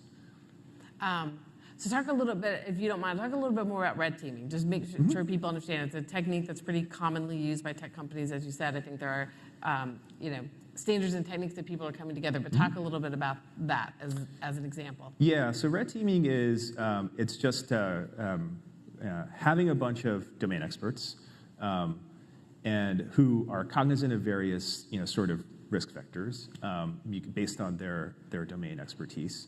And you can give them early access to the models, to the systems, and they will try to get the systems to do things that they think are risky based on their domain. And so, for example, you might have a red teaming expert who's an expert in disinformation to try to generate this kind of stuff. You might have an expert who is an expert in bias and accuracy issues to kind of articulate or generate outcomes that they think are problematic. And we surface these things, and then from there work on mitigations or safeguards so that the models don't actually exhibit this kind of behavior. An example of this is that if you go to ChatGPT today and you try to get it to do certain types of things, it will decline your request. It'll say, I can't do that, or I don't want to do that, or that's against my policies, and that's kind of an outcome of things that are surfaced by this process. So some of you might have read a transcript by a New York Times reporter relatively early on in this. So I am curious, was there anyone on the red team that was trying to get it to say, I love you, I want to run away with you? If they did, we didn't necessarily hear about it. I think that That was implementation, I think, that you can get if you let it have too many turns and you have too much context. The reaction to kind of cabining that type of behavior was fairly quick, and so I think that was a learning experience for the industry at large. So accuracy and bias are two issues that are, fun challenges when it comes to artificial intelligence generally. Is there a way that you're thinking about those that's different than some of the other challenges? How are you thinking about internally doing the most that you can to try to mitigate the risk of inaccuracies? Yeah, so I think there are two aspects to this. One is technical and one is social. Technical, we can sort of work on. Social, is sort of we need external input on to incorporate into our thinking. So technically, there is kind of this development trajectory that we're on where users can have more customization or preference tracking in the systems. And so you could see this, for example, and there's a demo done of GPT-4 by Greg Brockman, and you can see it on YouTube, where he puts in something called a system message, which kind of conditions the responses that the model will give you. And the reason I bring that up is because when you think about accuracy and bias, people can have different definitions of what that means. And so, for example, on accuracy, what was the cause of the Iraq War? Or, are taxes or government spending good for stimulating the economy? Who's the best player in the NBA? You can have different criteria, and you can have different, sort of outputs here that different people can disagree, and it could still be considered fact. And so part of it is preferences. But then it raises the question about who's deciding these things and what are the criteria, what are the standards that we're going to use.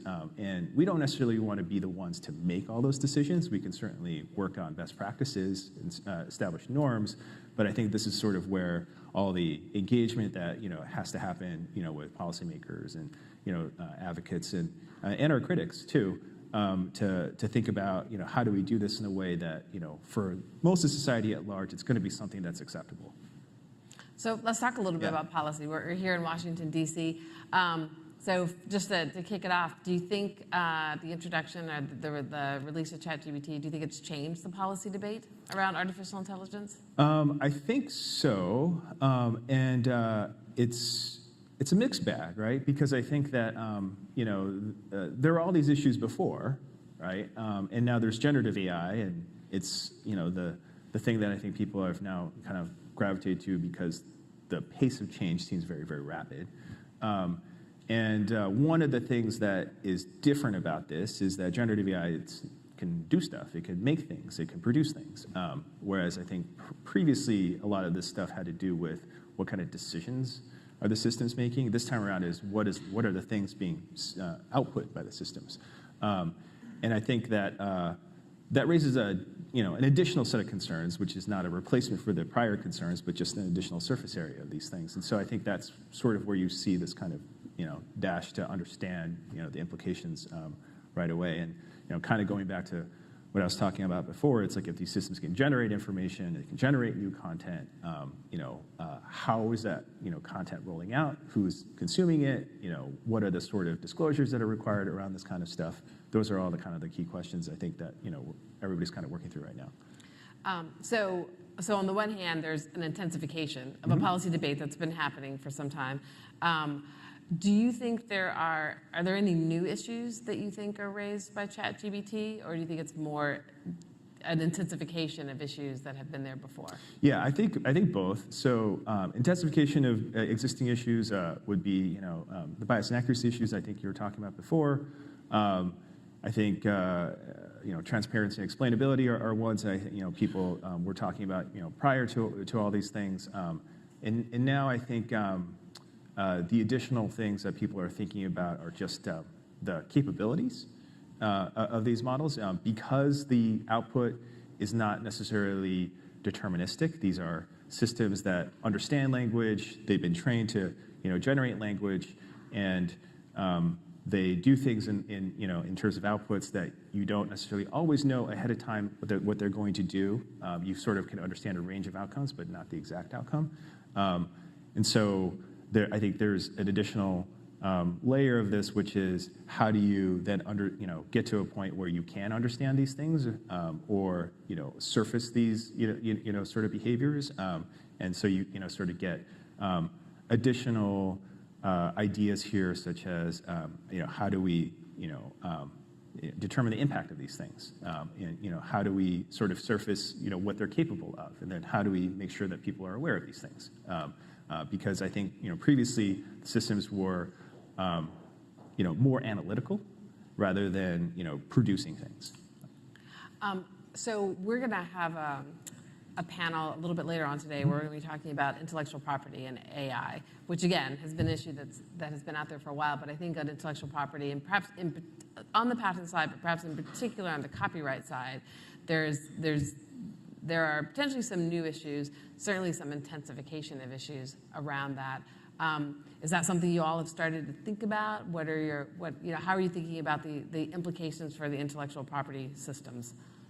Yeah, so I think we first started to see this when the DALL-E tool was released, last year, which is the image generation tool. You can, describe what you want an image to look like, and it will generate a series of images that sort of match your description or, or approximations of what you described. And again, in a way that's very, very quick and can seem sort of, magical, certainly transformative. Yeah, yeah. And so, one of the reactions that you saw, was from the artist community. I think, and there's a range of responses here, right? I think some artists were very excited because, hey, it's a new tool that I can use to create, express, and then on the other end of the spectrum, because there's existing content that the model was trained on. I think some artists were like, what does that actually mean to be an artist anymore? And I think there's also a sense of like, okay, how is sort of fair compensation going to work in this kind of scheme? And I think all these issues are still being worked out. And I think one of the things that we did sort of at the very beginning with DALL-E is, somebody on our communications team, took it upon herself, and God bless her, she went out and basically connected with a bunch of artists in the community, and we still have this community that's part of like a feedback loop that we have into these systems. And so I think this is where you sort of get the feedback that people might want to opt out. People might want to say these tools can't replicate my style. And these are questions I think that are new, and people want to look at again, perhaps, because the systems are sort of ones that we haven't seen before, and that's one example. I think the other is just trying to reconcile the system with how the models actually are trained and the amount of data that's out there, and so the text models, for example, they're trained on trillions of words. And so if you have a system where, there's sort of like, compensation on a per work basis, even if you were to do that, you are talking about parsing it out into many, many, many, many different, pieces for everybody. And the sort of resulting, compensation may not be satisfactory, right, on a per work basis. And then there's also the sort of age-old, difficulty of, transacting or kind of dealing with a lot of people at once. And now there's, the volume is really high. And so I think trying to figure out a system where the tools are being used in a way where we're building things together rather than trying to kind of port over the old system into this is probably where that discussion needs to happen. And I think it's a very rich one. And we are in discussions with various people on this kind of thing, and we certainly will welcome more feedback. I'm going to take it back to the tech for a second. So you made a reference to training on trillions and trillions of words. Can you talk just for a moment about large language models, like and how that works and its significance to OpenAI? Yeah. So this is like I think it's new in the sense that I think before, up until now, used to thinking about systems as sort of receptacles of the things that go into them.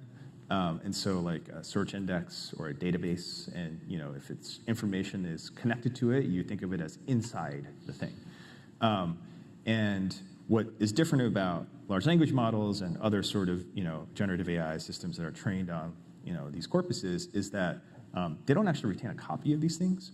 What they do is they learn from the actual material, and they generate all sorts of just mathematical constructs inside that when you then prompt it will run sort of an algorithm inside and kind of spit out the content on the other end. It's not like it's searching through it or actually querying it. It's there's a bunch of math, complicated math inside that then results in the output. And that's kind of the difference. And it's totally understand the newness of this, which is that we have these existing sort of models of how software works, and this one is a little bit different. So you've talked a few times in different ways about unforeseen outcomes, essentially, trying to elicit unforeseen outcomes, trying to anticipate what they are going to be.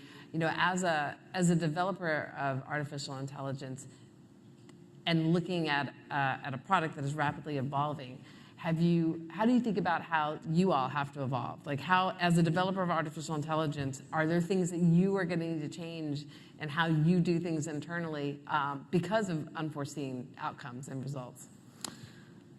Yeah, I think, on this, I think at a very, very basic level, we just have to be really good listeners. Because we didn't, get into this to build a business per se. And that goes again all the way back to the original founding principles and the mission. We're doing this actually to create this technology because the people that work at OpenAI believe that it could be one of these things that is a tremendous benefit to society. Society is going to have a lot of input for us in terms of how they want the systems to be deployed, what kind of safeguards that they want. And we are doing this not, just because, we want a company to be successful. We want this to actually have the most positive impact on the world that we can while minimizing, the harms. And so that's probably where all this starts. And then taking care, I think, in terms of the amount of work that goes into testing these systems and understanding them before they are deployed. Again, going back to what I talked about before, you have this kind of safety process, in terms of the testing before the models are released, and continuing to get better at these things, and incorporating what we see out in the world in terms of the actual usage of these things back into the development cycle. And I think that's where we start. And certainly there could be improvements along the way, and very happy to listen to people that have suggestions for us on this. Is there anything that we're in D.C., as you know, AI legislation regulation is not just something that is in D.C., it's happening at the state level, it's happening in Europe, it's happening around the world. Policymakers are looking at this. Is there anything that you would want to tell policymakers? Is there a place that you think the policy debate on artificial intelligence should go? Yeah, so I think it first starts with, trying to get to some kind of standards. Those could start with industry standards and some sort of coalescing around that. Decision about whether or not to make those compulsory, and also then what's the process for updating them. I think that those things are, probably, fertile ground for more conversation. And by standards, I mean, what kind of testing do you need to do? And to kind of go a layer deeper there's things that we call evals, which you can just kind of think about as a fancy word for benchmarks. And so you might, for example, have a benchmark that runs a bunch of tests against these models and test for, does it generate toxic output when you really, really try very hard? What's the percentage of times that happens? When you kind of run, these analyses against these tools, what kind of, biases might be present and things like that. So that might be one. And then the other, I think, is because these systems are newer and people are still trying to understand them, the first place I think we'd, kind of think that it's a good first step would be to find ways in which policymakers and the government have as good of information as possible. That might involve things like, voluntary reporting of what's, the systems that are about to come online. providing that information in terms of just these are the capabilities. And so that will kind of create this sort of like information flow into the policymaking realm that lets people make better decisions about how to shepherd in this technology. So I know we are at time, but I'm going to ask you one more question. So you have seen the GPT AI model evolving. You've talked a little bit about that here today. What's next? What are we going to see next? So I think actually on this one, if you trace the evolution, the thing that we are most kind of working on is to make the systems more aligned with human intent, and we call that the alignment problem. And that is something that we are very focused on because that's where it starts when you're dealing with a system that is capable of doing things that you didn't necessarily expect from the very get-go. And you can see this in the evolution of the models where the very early ones, because they're essentially text prediction tools at the very beginning, would predict text that would sort of be coherent with what you asked for, but it wasn't exactly what you asked for. An example of this might be, I might ask it, tell me about, Nashville, Tennessee, and then, the follow-on response might be, Tennessee, is the name of a character in a play, and that is coherent, sort of completion, but it's not actually what you wanted, and we call that, the way that we fix this is instruction following, and you have the system where people provide sort of idealized responses in terms of like the querying and the Q&A sort of process with the model, and the model is able to then, from a few examples, generalize this behavior and get better at doing what people tell it to do. And I think that is the long-running thread to all of this, which is, we're making these systems for us, right? We're not making them so that it can kind of just, be nice, shiny objects, but, to basically make human beings more productive, have more beneficial uses, and so that starts with the systems doing as much as possible to be aligned with what you want them to do. Thank you, Jason, so much for joining us today. It's been such a pleasure to have you. Yep. Thank you. Yeah, it's great to see you. Yep. Thank you. Wait, this way? Or? Yes. Okay. You're going to head that way, and I'm going to hang out here just for a moment more.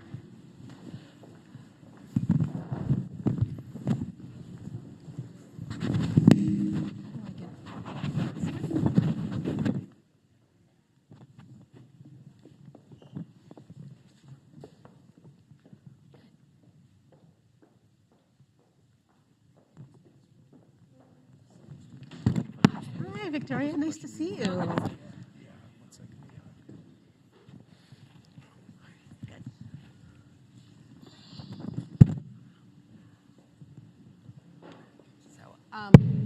Are we all mic'd up and okay? All right, great. So, Kemba, thank you so much for joining us here today. Very, very excited to have you here.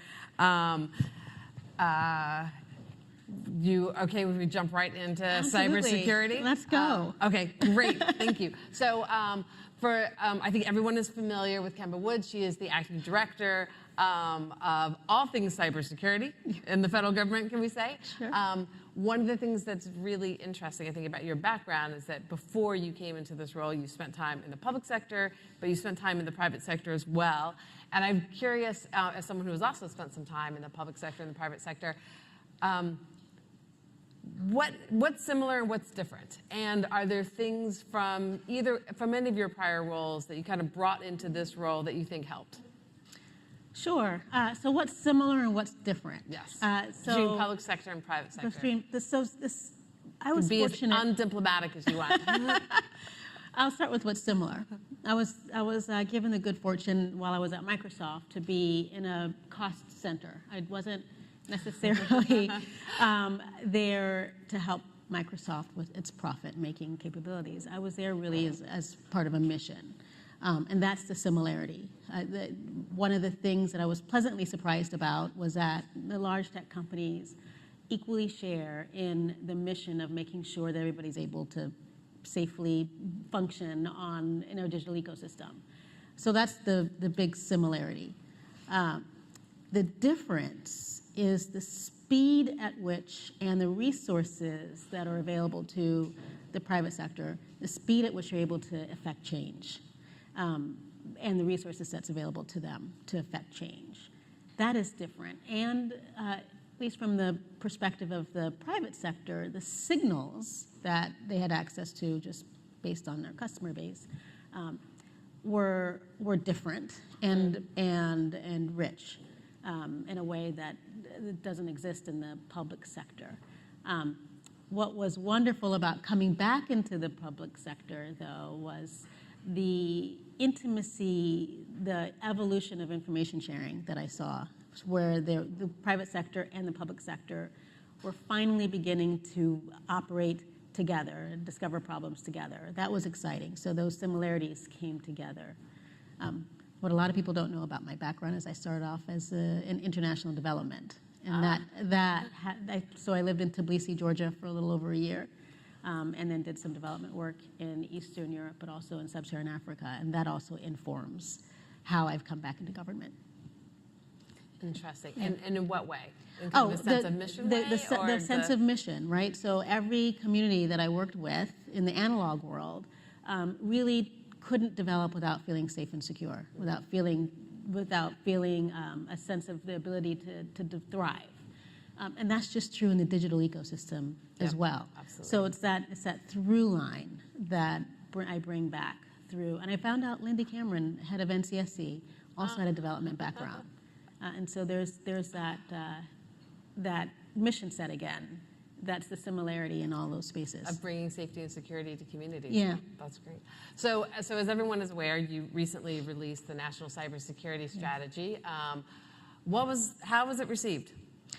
As far as I can tell, it was received positively. And a lot of that's because the National Cybersecurity Strategy was created with the entire nation in mind. And so there was a collaborative effort in crafting the National Cybersecurity Strategy, and there's a collaborative effort in executing it. Not everyone agreed on everything all the time, but it was well received because everybody understands it, I think. For those minority, I'm sure, that didn't agree, is there anything, what would you say to skeptics? We've got to start somewhere. We all have in common, sort of at its core, is that collaboration piece of it. That we cannot be safe, we cannot be secure without every stakeholder engaging in the process. I think there's a common ground there. There's a common ground in the two major themes that I understand. That cybersecurity risk right now is borne by individuals and communities, small and medium businesses, small municipalities. Cyber attack happens at schools, at hospitals. Cybersecurity risk is in the wrong place. I think that's an area of common ground. And another area of common ground is that we've been playing whack-a-mole well in making sure our systems are defensible. So when we start from there, the idea that we're going to have a set of tools in our toolbox to rebalance that cybersecurity risk, but also a set of tools in our toolbox to make sure that we enable and invest in resilience. I think at its core, that's where we find some commonality. So I think that's a great distillation. The National Cybersecurity Strategy, as you know, is quite ambitious, and there are a number of priorities and there are objectives in it. Sort of looking at that as a whole, and I know that you are determined to accomplish every one of those objectives, but are there particular ones that you would prioritize, either in terms of urgency or depth of focus? Yeah, so all of it what's the movie, Everything, Everywhere, All at Once? It all has to happen, right? And so I'm loath to prioritize one thing over the other. My priority at this moment, though, in the National Cyber Strategy is to make sure that we have an implementation plan that's actionable, because otherwise none of it matters, right? So that's my priority, make sure we have an implementation plan with an assigned responsibility for an agency, for the consulting agencies, for clear objectives, so that the private sector in particular can plug in, and then to monitor and make sure that we move those forward. Now, some of the things that are the most talked about are raising baseline cybersecurity requirements through a blend of cybersecurity regulations, harmonizing those regulations, and finding reciprocity in those spaces. There's a lot of discussion around shifting liability in software design.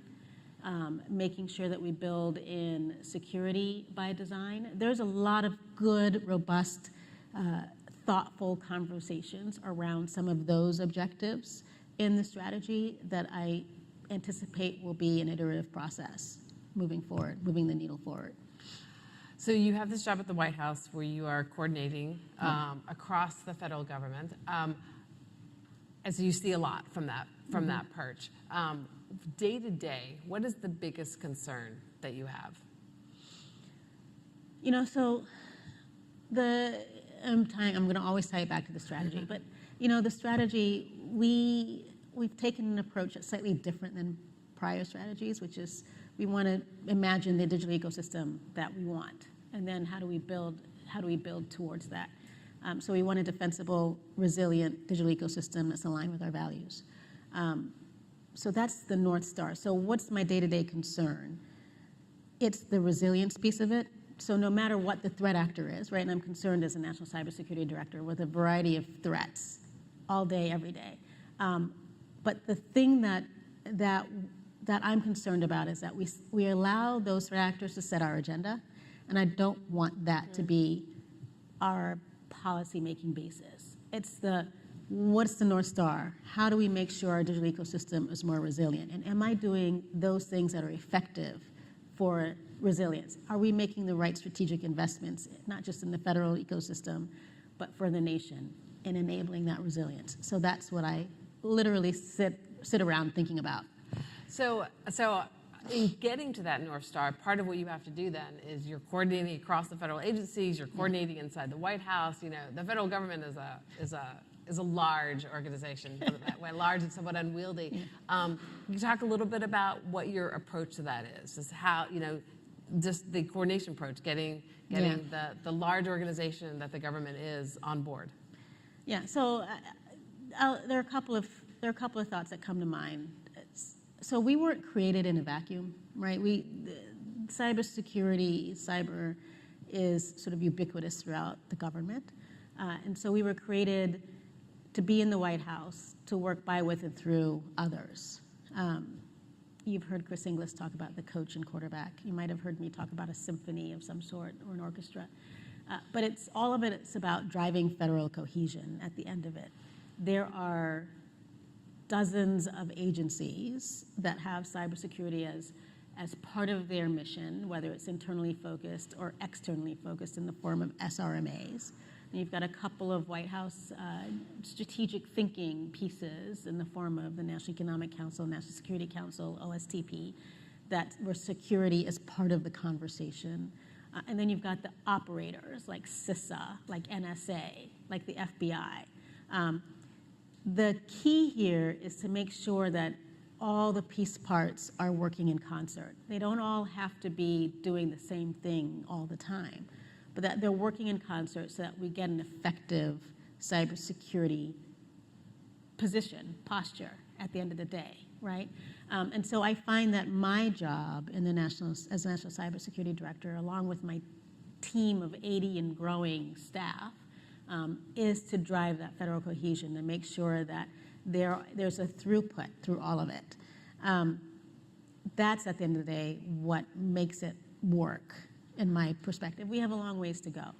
However, I think our secret, it's not so much of a secret, but one of our superpowers is that Congress, in its wisdom, gave us some authority to crack open budgets, to see how we're spending, what our cybersecurity spend is, to analyze it, to advocate for spending in a cohesive way. So while we're sort of making sure that all these piece parts, and there's plenty to do, are working in concert, we're making sure that everybody's well-resourced to be able to effectively do that work. So actually, let's talk a little bit about that. The president fairly recently issued an executive order on cybersecurity. There's a lot that's in there, but one of the things that it talks about is modernizing the U.S. government, something we strongly agree with the need for, but that takes investment. It takes significant investment. So how are you thinking about that? First of all, the American Rescue Plan, one of the things that people, I think, overlook is that there was a significant investment in that law. There's appropriations for modernizing the federal digital ecosystem. But if you look at the president's budget this year, there is, I think, a 15% increase in federal spend allocated towards cybersecurity, with $1.5 billion allocated to zero trust, for example. So you saw that the director of OMB and the director of National Cyber Director's Office they were able to request that agencies provide jointly, prioritize certain funding requests. One of them was zero trust. And then you saw that work through the budgeting process, and the pass back in the president's budget then resulted in a plus up in cybersecurity spend, particularly around zero trust.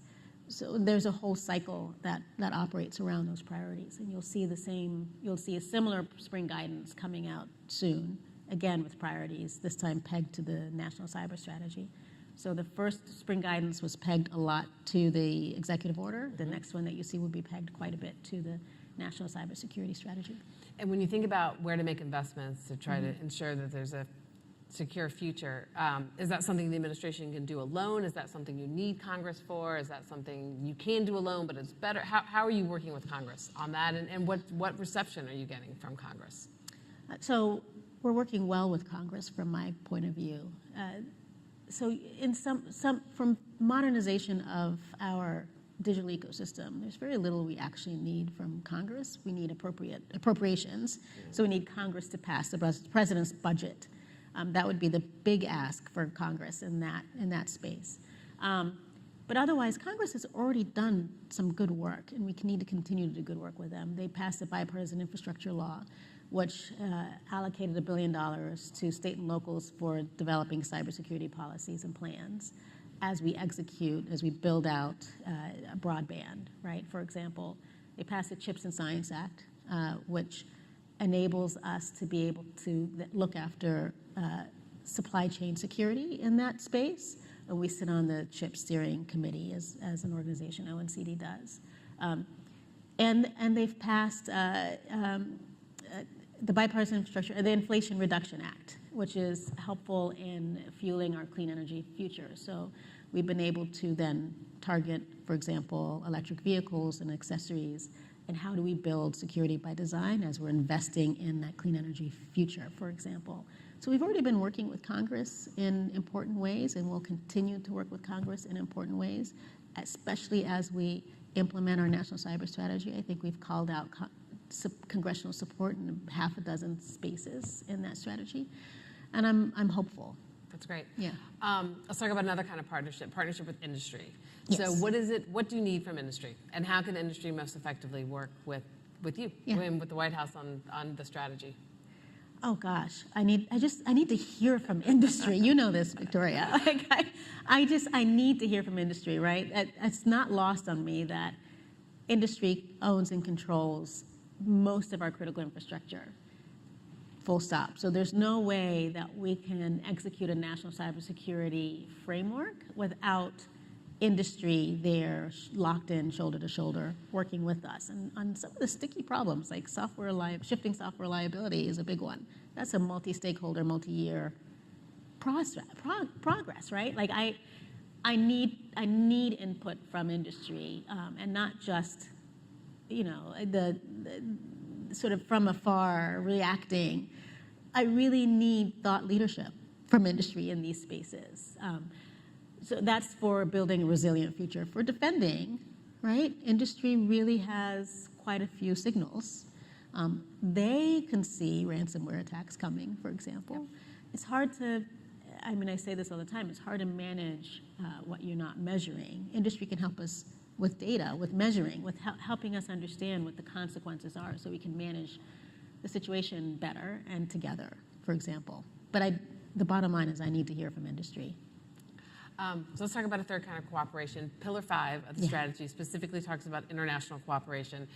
It also talks very explicitly about the need for or the interest in harmonizing cybersecurity laws and policies. So how are you working with international allies? How is that process going? Yeah, so,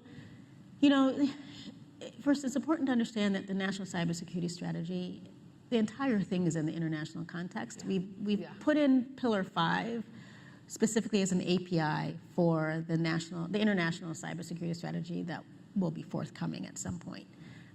But the whole thing, Pillars 1 through 4, in addition to Pillar 5, require some level of collaboration with our international partners, with our allies, and with some of our competitors. And I use that word intentionally. But our national cybersecurity is highly dependent upon Singapore's, upon Tanzania's, highly dependent upon Colombia's, for example, right? So it doesn't matter where the border stops. The digital ecosystem doesn't stop at the border. I've been traveling. I was just at Cyber UK most recently, for example. I've had some exquisite... The first one ever held in Northern Ireland. The first one held in Northern Ireland, that's right. And it was a productive conference, but then, of course, we had RSA right after that. But there, I had the opportunity to have more conversations with some of my counterparts from other countries now that the strategy is launched. And over again, I've gotten feedback, which is, this is fantastic. It reflects what we've been thinking through in our context. How can we lean in and work together on some of these issues? How do we make sure that your strategy is successful and that our strategy is successful and that they reflect each other? It's been an overwhelming response. I'm looking forward to moving the needle together. So we've been talking a lot about artificial intelligence today at the Transform Summit. We just had Jason Kwan, the General Counsel of OpenAI, up on the stage. I know that artificial intelligence is something that you're thinking about as well. So how are you thinking about that in terms of cybersecurity and cybersecurity risk? Yeah, it was nice to hear some of Mr. Kwan's remarks earlier when I walked in. We've been thinking quite a bit about the cybersecurity pieces of AI. Generative AI is obviously a much larger conversation than the security conversation. But here's what I'll say. In order to think through the cybersecurity pieces, I need to think through how AI is developed, how generative AI works. And so I've got a fantastic staff. I am not a technologist, but this is how I understand. So take it with a grain of salt. But this is what I understand, how generative AI works. You've got data to fuel it, right? Then you've got the compute power in the form of microchip semiconductors and the ability to do so scale it in the cloud. And then you've got algorithms. And I don't know if there are pieces or parts I'm missing. Again, I'm not a technologist. But if you think about it that way, if I think about it that way, then I need to think about the cybersecurity elements in order to make sure that we facilitate a secure and safe system for the use of generative AI, the development of generative AI.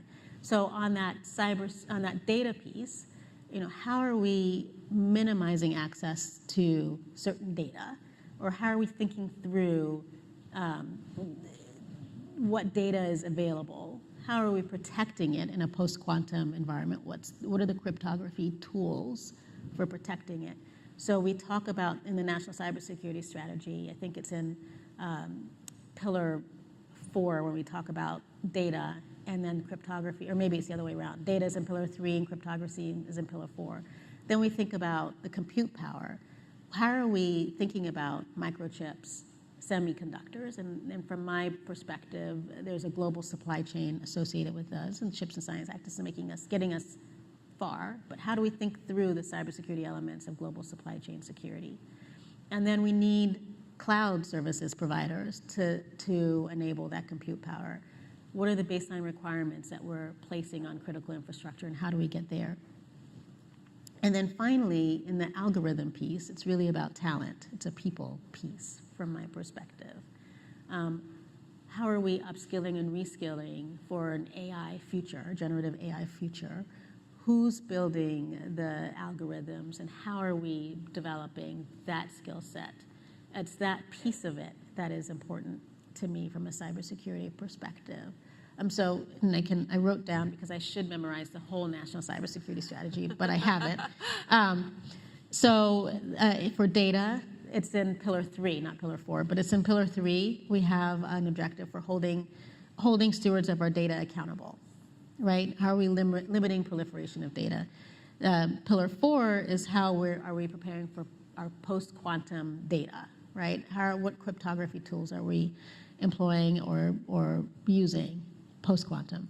And then compute, you'll find elements in the 5th pillar, which we talked about, global supply chains, and in the 1st pillar, building baseline cybersecurity requirements across critical infrastructure. And then the algorithm, which is really a people piece for me, is developing our national cybersecurity workforce and education strategy that hangs off of our strategy in Pillar 4.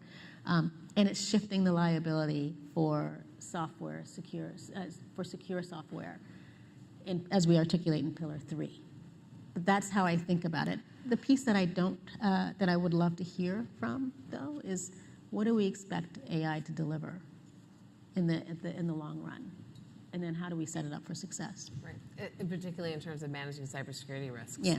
So let me ask you another question that goes back to the international. So one of the things that you are focused on, the administration is focused on, is harmonizing, working with international, working with our allies, international countries, to harmonize cybersecurity policies. At the same time, as I'm sure you're aware, there's a lot that's going on. There's a lot of thought about regulation on the artificial intelligence side. Yeah. Europe has a law that's fairly well along. A number of other countries, including the United States, are thinking about it too. So my question is, as you are looking and working with other countries on harmonizing cybersecurity policy, are you starting to think about how that piece is done in conjunction with whatever may be happening on the AI side, specifically to not have anything happen on the AI regulation side that's going to inadvertently create more cybersecurity risks, or miss an opportunity to try to create a benefit on the cybersecurity side?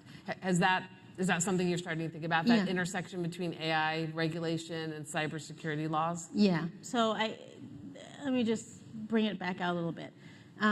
On the international side, I'm really hyper-focused on first setting harmonized standards, right? So NIST has come up with our standards strategy at this point. But how do we think through harmonizing standards in the first instance? We have the NIST guidelines on AI, which I think are good, develop a taxonomy. I think they're really great, actually. How do we harmonize that across international standards? How do we think that through with ISO and ENISA and et cetera? Because that's the baseline upon which our regulatory environment is built upon, right? And then we can start thinking through harmonizing the regulatory environment. But before we even start to regulate, like I said, we need to figure out what we want generative AI to deliver before we start regulating it. Because I want to, at the end of the day, it's not going away, AI. At the end of the day, I want to make sure that it's successful and that it carries along with it the values we intend for it to carry. So we need to know what we want it to do for us.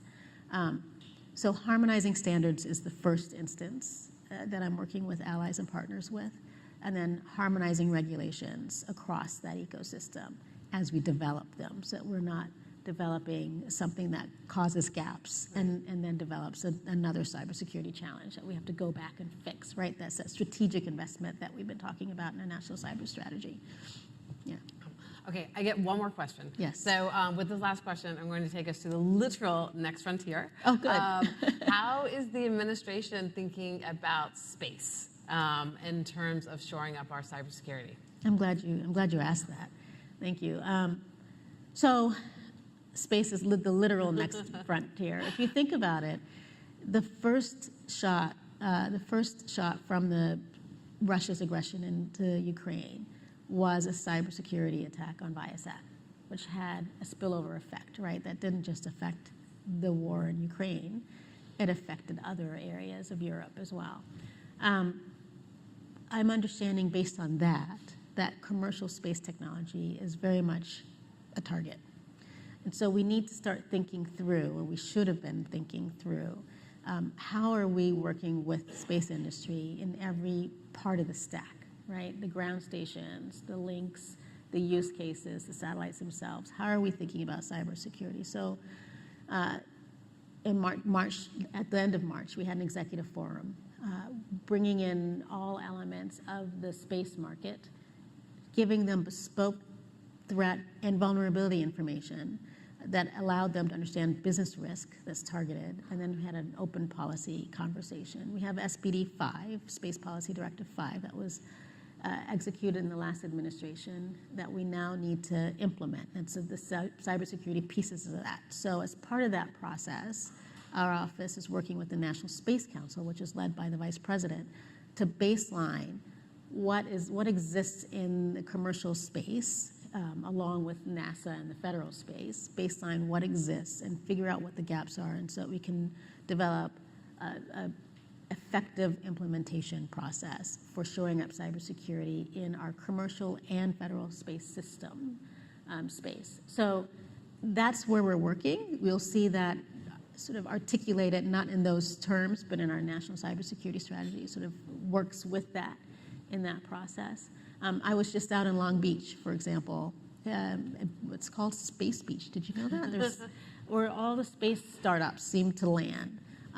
Really thinking through the space industry, and it's really a different space because you have, if you think of the OSI stack and the hardware associated with it all the way through the application layer, it has to be an integrated security process that exists. That's what I learned.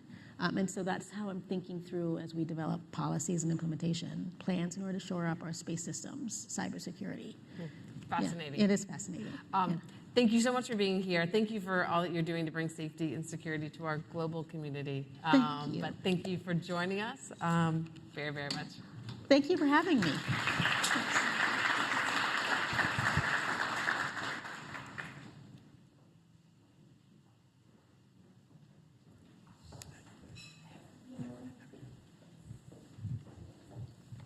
Please welcome CISA CIO Bob Costello with Recorded Futures, Stu Solomon. All right. I guess we give everybody just a second to settle in. Yeah. All right, outstanding.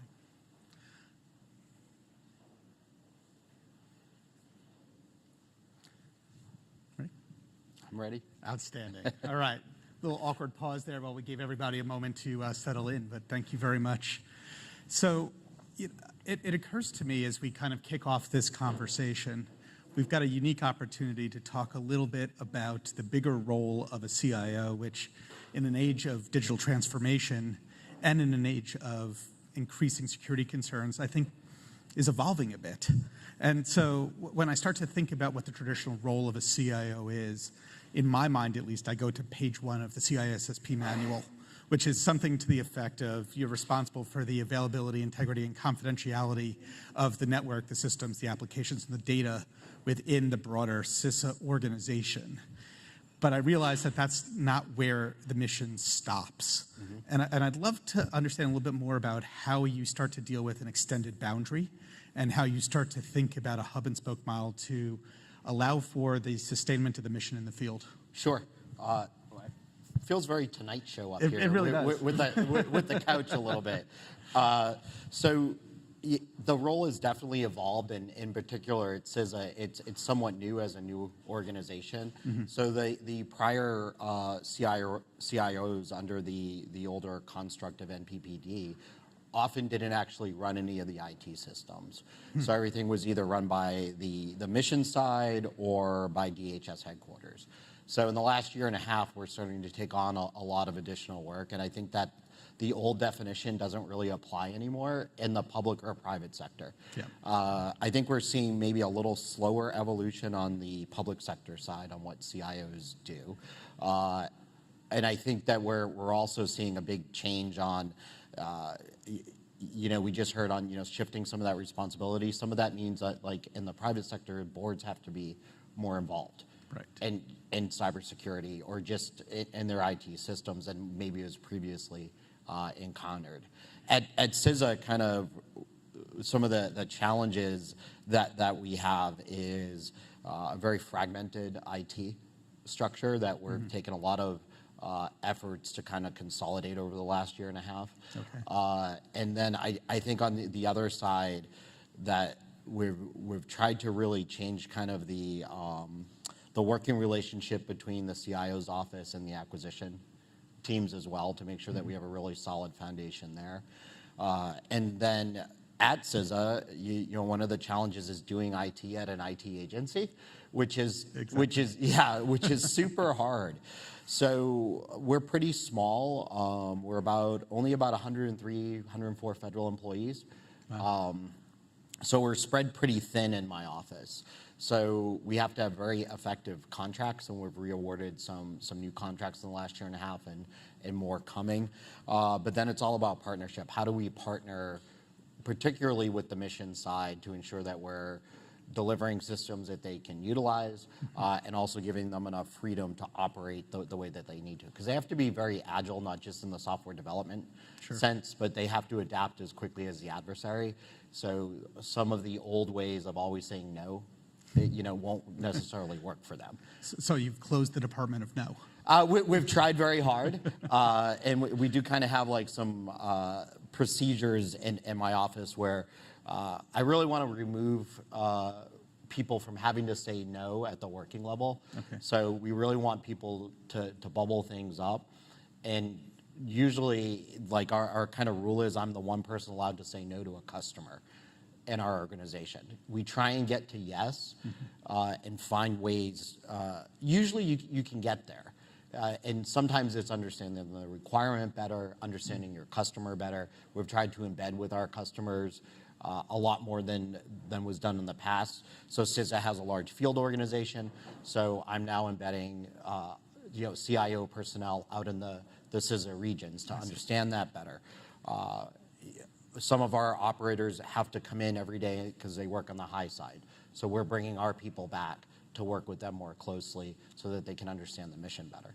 Interesting. And that mission alignment is the part that I'd love to kind of pull the thread on a little bit. As we were just discussing a moment ago, CISA plays a very, very unique and important role in the intersection between the public and private sector.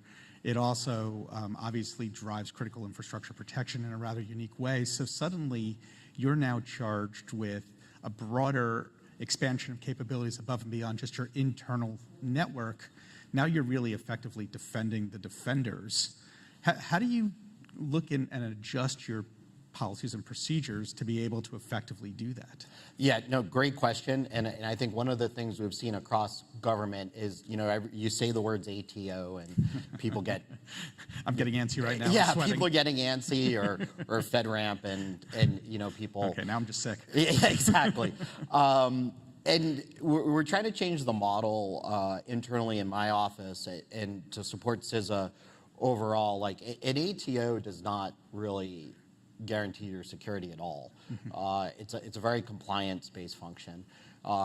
And it has some good aspects and then some other aspects that can really detract from understanding where you're at from a security posture.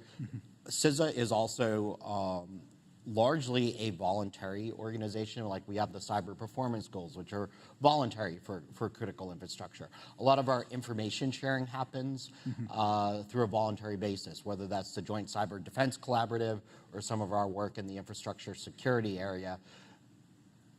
Private sector companies and public sector share with us and expect us to safeguard that information to the same level that they do. Sure. So often it's, you know, I think it's very important to understand what data you have. That's super important. How you're protecting that data, who has access to that data. And those are all things that we're working through as we mature as an agency. So I think we have very good procedures in place for handling some of that very sensitive data that we collect on infrastructure security and cyber security. But I think some of it is we have to do everything that CISA says that we advise others to do. Sure. And as we mature our internal processes, we have very tight working relationships with the Insider Threat Program and other aspects of CISA to ensure that, you know, if we do have something that goes wrong or if data gets out that shouldn't, we know how to respond to it and we can identify it very quickly. I think that one of the other challenges that sometimes government has with, you know, we collect a lot of data and we've been doing that for a lot of years, and only recently have a lot of agencies started tagging their data understanding who's using that data, and then what happens when we share that data out. So DLP has been a challenge for a very long time. Certainly. Certainly, we haven't solved it, but I think that we're on a good path. That's a really good couple of points that you raised. First and foremost, this notion that you're basically customer number one for CISA's recommendations and requirements. You have to build a construct that's reminiscent of what the public and government writ large are being advised to do. But then there's also that very practical component to all of this, which is you are a net aggregator of knowledge and data as a collection point for the government. So as you go through that process, it all boils down to creating and continuing trust. How do you communicate that level of trust? You started to allude to it a little bit, but how do you actually go in, and do you find yourself in your role going and advising companies, going and advising critical infrastructure members around how to build that level of trust and then systematically apply it in the organization? Luckily for me, the CIO role, we concentrate internally at CISA. So we do have our mission side, the cybersecurity director and the infrastructure security directorate, that they're out there working with companies or other public sector entities on what services are available from CISA, what people can consume from CISA, and how we can help them. Okay. My role, though, is, to your point, kind of unique in government. So I'm not only a consumer of CISA services like any other CIO could be in government, we're also helping them design and secure their systems that actually support everyone else. So it's really important for us to have a really in-depth understanding on the mission side, because you can't help if we don't understand what they're trying to do. And what I noticed when I first got there was a lot of crosstalk. Like the CIO's office was saying, no, you can't do that. But then we didn't necessarily have a good understanding of what they were trying to do on the mission side. So what we are embarking on through our modernization process, a lot of that is being very, it's more than just being customer focused. It's trying to understand what they're trying to do from a requirements thought process. Sure. And that wasn't really done before. So we have a lot of legacy systems that are quite siloed, not sharing information, and we're trying to work through that. So the office has changed dramatically in the last year and a half. So when I got there, the CISO was a separate office and didn't report to the CIO. That can work depending on the structure of your organization. That's the age-old conundrum. Age-old conundrum. Separation of responsibilities. At DHS, it doesn't work because I'm the only one, or not me, the CIO, whoever that is the only one held responsible for things and the only one with authority. So there was, another office that I couldn't control, but, I'm the one being expected to change things. So we changed that. I see. And that works at DHS, and that kind of, we flow up through the department's CIO's office, so that works a little bit better for us. We've merged the chief technology officer group into our organization as well, so that we're working a lot more tightly on future-looking initiatives, and also what we're doing today. The chief data officer and chief enterprise architect are part of that group, so we're getting a lot of synergies in that. And to that final point, as we kind of wrap up the conversation, it's amazing how time flies. Very quick. But so when you start to look at some of those future-leaning initiatives, how threat-informed is that perspective, or is it more of a deliberate architecture build, and where do the two meet? So we do have advantages being at CISA that we can consume a lot of those threat feeds and other information that are coming through CSD, and maybe we have a little more access than other CIOs, and we're trying to really partner on that because, like I said, we're a small office and expected to do a lot. I think it's really hard. I say the more you kind of move up in government, the less technical you kind of are allowed to be. So as we're embarking on things, we're trying to take the best practices from different groups and incorporate them into our own. Okay. I would say on the threat side, it's getting harder and harder to stay ahead. So I'm not always sure the best path to get there. I think it's, we're definitely making a dramatic change in our recruiting structure. We're recruiting a lot more junior level people that are coming in with different thought processes. We're also trying to engage a lot more with our private sector partners to understand capabilities there on the tools that we purchase. Often sometimes in the government, you purchase a tool and you're using 10% of the capabilities. We want to make sure we're using 100% of that so that we're getting the best value and that we're doing the best we can to defend our systems. Makes perfect sense. Well, Bob, I really appreciate your Thank time you. today, and we look forward to continuing the conversation in the margins. So thank you. Great. Thank you. Thank you.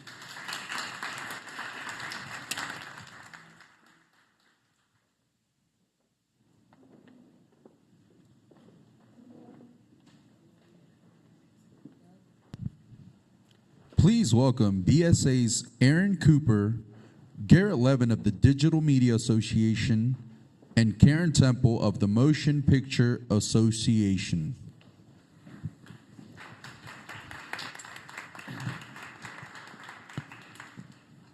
Hi, thanks for having us. We are here to talk about AI and copyright and everything you wanted to know and solve all that in 25 minutes. So we're going to jump right into it. Karen, it's great to be here with you guys. It's great to be here as well, and I do have to give my little caveat that although I work at the Motion Picture Association, I'm not here on behalf of the Motion Picture Association today and not speaking on behalf of my members. I'm more discussing these issues as a copyright attorney and a person interested in AI. Well, we have two great copyright attorneys who are interested in AI with us to talk about this stuff. So generative AI has gone from a kind of bubbling conversation to a full boil. I mean, in my day job, which is mostly about music streaming, we went from like talking about it around the edges to basically all anyone wants to talk about over the last couple of months. So what are some of the debates that you all are seeing playing out kind of at a high level about generative AI and copyright? And then we'll unpack some of those more specifically as we go along. Aaron, you want to start? Sure. So it's great to talk IP and AI with both of you, whether in individual capacity or on behalf of the organization, because these are two of the really good experts on policy issues around intellectual property and now with the intersection of AI. I think fundamentally, what we're seeing in the courts, in Congress, in the administration, in looking at intellectual copyright in particular and artificial intelligence is an attempt to try to figure out how to advance the constitutional imperative of promoting science and the useful arts in a way that is also collaborative with and able to use technology. So we think about for instance, in the movie industry, software tools have been used for a long time. We have several member companies won Oscars, Academy Awards, and those kinds of technologies are enabling the authors, the writers, the creators to express their work in new ways. And I think there's a real opportunity for generative AI, artificial intelligence generally, to aid in the creation of works, but we have to be careful about how to make sure that it's being used in a way that also helps promote the creative community and working together as opposed to thinking of them in opposition. Yeah, and I would just add that it's interesting because I think the conversations with respect to AI and copyright have actually been going on for a long time. I remember when I was heading the U.S. Copyright Office, speaking on an AI panel at the World Intellectual Property Organization, I think about 5 to 8 years ago. And so we were having these conversations, but I don't think that they had bubbled up yet into the general public consciousness because you didn't have ChatGPT yet, and you didn't have the ability for just an average person to be able to use AI. And now it feels a little bit like it felt when I was in the music industry, in the sense that when the internet came, everybody's freaking out. So what are we going to do? How are the rules that we currently have in place with respect to copyright, how will they now apply to this new technology? And everybody wants that answered now. But if you recall what happened with the internet and technology, it took a long time for us to actually develop rules of the road in terms of how to handle distribution online, for example. And I think that it's going to take a while for us to figure out exactly how to apply current rules to the rules that, with respect to AI. There's litigation, for example, going on, so some of this will probably be decided in the courts. The U.S. Copyright Office is currently doing listening sessions on how the registration practices might need to be updated to address AI. So I think there's going to be a lot of conversation, and it will take a little bit of time for us to really figure out ultimately how the rules will apply to this technology. And the technology, of course, is continuing to change. So the rules will need to continue to change and update as well. Can I just add to that? I think that last point in particular is really important, that the technology is still evolving. The different uses of generative AI are also evolving, and to think that we can sit here today and know all of the potential advantages and disadvantages of the use of generative AI today, I think is not realistic. And so what the Copyright Office is doing, what the PTO is planning to do, the Hill looking at it, is a good way of making sure that our policymakers are on top of the developments so that they can be prepared to address issues as they develop. Yeah. So often when we're talking about the generative AI topic, particularly in the copyright space, a lot gets mushed together as like just one big set of conversations. But really, we could probably think about this as both kind of an output question, like what does copyright do with the stuff that comes out of the generative AI platforms, and an input question, like what is it that is going, what is the use of copyrighted material that may be going into the training or development of the platforms. So let's talk a little bit about both sides of that. Let's start with the output side. And you both talked about the Copyright Office. Not the sexiest topic of copyright generally, but like copyrightability. Like that is like a fundamental question at the heart of copyright. What is eligible for copyright protection? The Copyright Office, which Karen used to lead, recently put out some guidance about registrability and copyrightability of output from generative AI. Could you both talk a little bit about like what the general rules are for like when something is copyrightable, and also the ways in which we should be thinking about how generative AI might push against that, might cause new questions to arise out of that. Karen, I'll let you start as the former registrar. As the former registrar of copyright. We can go back to the Constitution, which, and the Copyright Clause, which, references authors. And on that basis, we talk about the fact that, copyright is to protect human authorship. And that's something that actually the Copyright Office and copyright law has had to deal with over time. And so, it's an interesting question now with respect to AI, but this is not the first time the issue of human authorship and copyright has kind of been engaged. And many people will remember the monkey selfie issue. When a monkey took a picture, they said, no, you can't do that. The Copyright Office has had people try to register things that they said were created by spirits. And you said, well, the spirits can help guide you, but you actually have to have some human authorship in there as well. And even with photography, when photography was first, came about, people argued that that was not human generated because it was just people clicking. And there were cases that talked about, well, as long as there was human authorship in the selection and of the picture and the photo, that yes, that's enough human authorship. So this is something that the office and copyright law has had to deal with, but fundamentally it's always been that there is this requirement for human authorship because copyright law is seen as an incentive to produce more. And you want humans to produce more. You want that creativity. But it will be interesting because now people are starting to debate one, is that really required by the Constitution? And two, in a world where you do have AI creating things that a human could create, should there ever be a situation in which you are able to copyright something that is actually completely machine generated? But right now, the law says that it has to be a human author.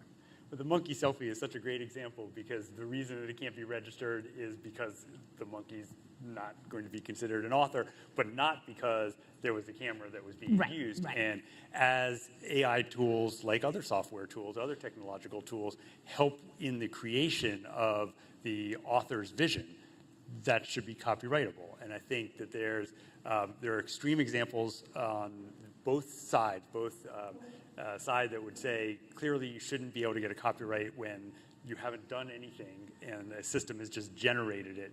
Claiming copyright is probably not warranted there.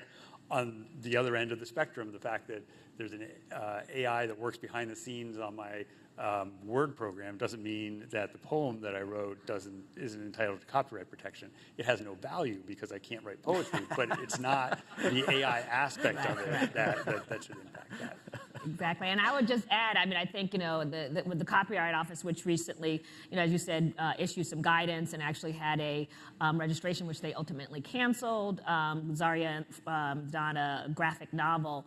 The issue as to the amount of human intervention that's needed to kind of transfer something from this is an AI-generated work exclusively and non-copyrightable to something that has that human authorship to become copyrightable, I think is going to be an issue, because in that particular case, the author of the work, of the comic book, that was ultimately, some of the artwork was canceled in terms of registration, really tried to argue that she had used, yes, AI, but as a tool, like Photoshop, and so that she had, put in all of these prompts in terms of what ultimately the AI would generate in terms of the artwork. And so the question will probably be, yes, maybe if you just say, I want a picture of a dog on a bridge, that's probably not sufficient human intervention. But if you have a series of prompts where you're, as the kind of controller of what ultimately comes out, really tweaking it, will that ultimately turn it into human authorship, even if it was, generated by an AI machine? So those are going to be some of the types of questions that the Copyright Office and others will have to address. And really, ultimately, the courts, because you're saying it's case by case, and it's really hard to set bright line rules about which side it falls on, and the factual development that comes from litigation, I think, can be more helpful sometimes in that, and also in trying to not overly burden the Copyright Office in doing an examination process similar to what you would have for PTO. Yeah, and I think that they will ultimately, people will probably try to copyright the prompts that go into the AI system as well, depending on how detailed they are. So it's going to just, lawyers will be employed for a long time before we get taken over by AI. But we'll at least have some time to have to deal with some of that before we are completely done away with. And we'll see as the Copyright Office is doing a series of listening sessions over the course of a couple of months, and they're doing it on kind of like a sector by sector basis. And we'll see, I think, some different points of those conversations arising depending on what the kind of copyrighted works are at issue. Okay, so let's talk a little bit about the input side, right? And so there's a lot of conversation around the use of existing copyrighted material to train or develop the generative tools. In what ways does this new technology actually implicate the rights that we need to be thinking about there? One of the things that I think about a lot, and you both have touched on a little bit, is are these actually new questions that we're talking about here, or is it just a new forum for some age-old questions about the use of copyrighted materials in something else? I'll look at you, Aaron, on this one first. So I think it can be both. I think that, as Karen was saying, she's been part of these conversations for nearly a decade now on how fair use applies in the context of doing machine learning, data analytics, search indexing, things like that.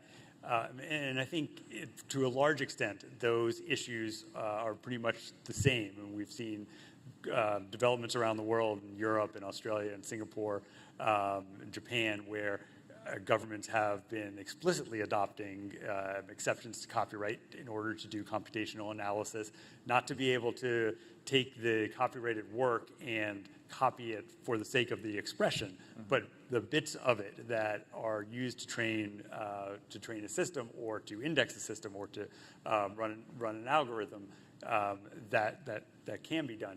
But I think that there are legitimate concerns that get raised now with generative AI, in that there's a higher chance of the work that's the output being a substitute in some situations. So I think it really depends. I think it's important to think about what are the different use cases and what are the different situations in which a system is being trained. You can train a large language model in order just to understand how to respond to a question. You could train a system on somebody's specific art in order to reproduce that art, and those are probably two different situations. Yeah, no, I mean, I would agree. I mean, I think, as you said, you articulated, a lot of these questions are questions that we've asked in other contexts, and we continue to ask, but we're just now applying them to different technology. And I think the issue, a lot of people think that the input side is a little bit easier, although I would say, it's a little bit easier than the output. What does that actually mean?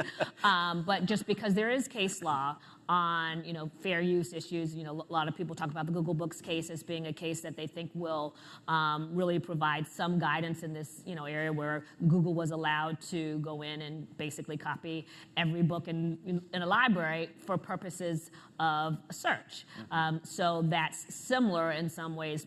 Some would argue to copying and ingesting copyrighted works for training an AI. So I think a lot of people would argue that there is potentially case law that would apply in the context of the input side, but then you have to deal with the output because you've gotten to the point of, okay, training the AI, but we haven't gotten any, really definitive case law either way on what happens with the output. And in addition to, there being, so I think that there will be factual distinctions between the Google Books case that people will argue as to why it shouldn't apply, for example, to AI. And then you also have the Supreme Court is currently considering a fair use case, the Warhol case as well, which might, have some pronouncements on fair use more generally. So it's going to be, I think, an interesting time just to see how some of the cases that are currently actually in the courts develop in terms of whether courts will apply Google Books, will Warhol come down and say something that will address in some way the input side and the output side of the use of AI. It's also, I think, an area where it's really important for different companies in different industries to have a good dialogue with each other to understand what the concerns are that are animating one side or the other, because often there's just a tendency to talk past each other. Yeah. And there are, I think, commercial solutions for a lot of issues that get raised, provided that there's good communication on both sides.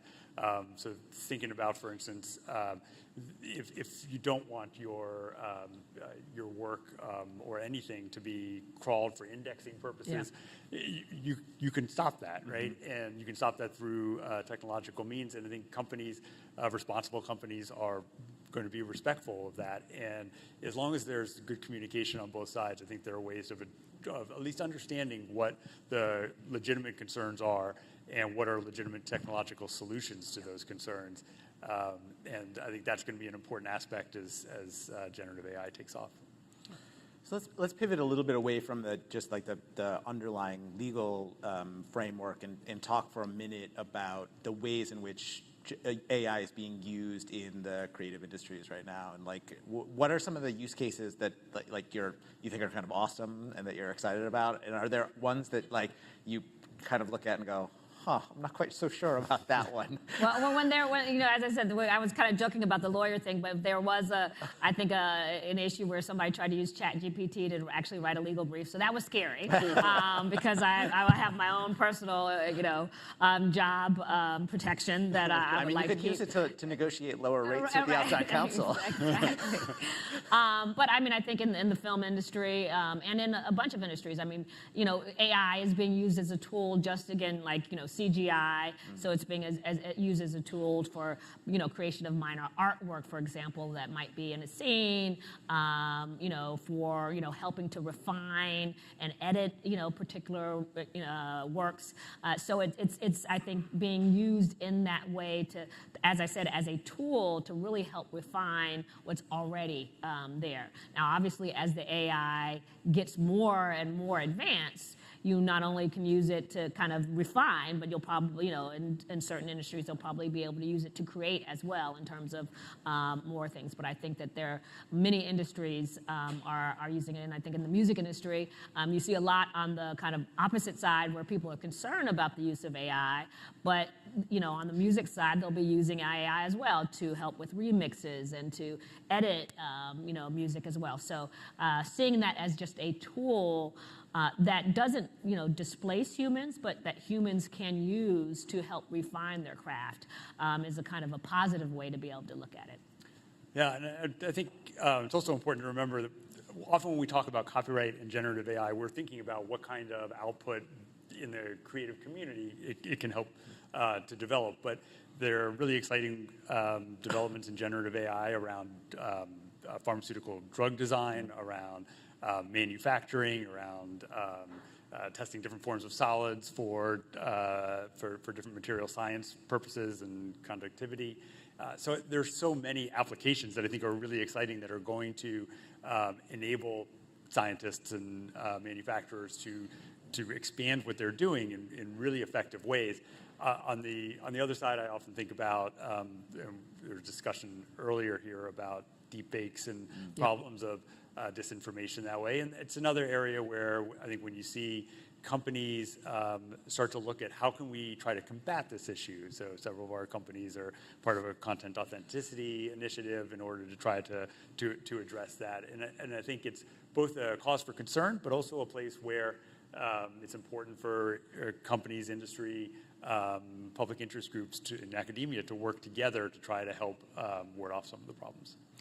Karen, you touched on something that we can't really have a conversation about AI and kind of the creative industries without circling back to, which is kind of the impact on human beings, right? And particularly within the industries themselves. And it's something that I think gets a lot of the focus of the conversation within kind of the spaces that we occupy about like what are the roles for like actual human jobs going forward. How, like, when you think about that, like, how do you think policymakers should be framing that part of the conversation? How should we be thinking about that going forward? Like how humans fit into the like generative AI context? Well, I mean, I think, as I said, going back to the Constitution and the fact that, copyright is, an incentive for human authorship. I think, you should always have humans at the forefront because it is human creativity that we want to incentivize. And I think, maybe having a distinction between, again, that human artistry versus the tools that humans might use, and seeing that's a distinction.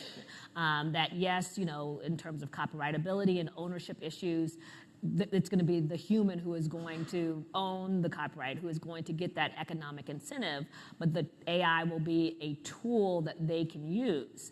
And so, I think that's, some of the things that we've seen in transformation and in other industries like architecture or visual arts where people are using Photoshop.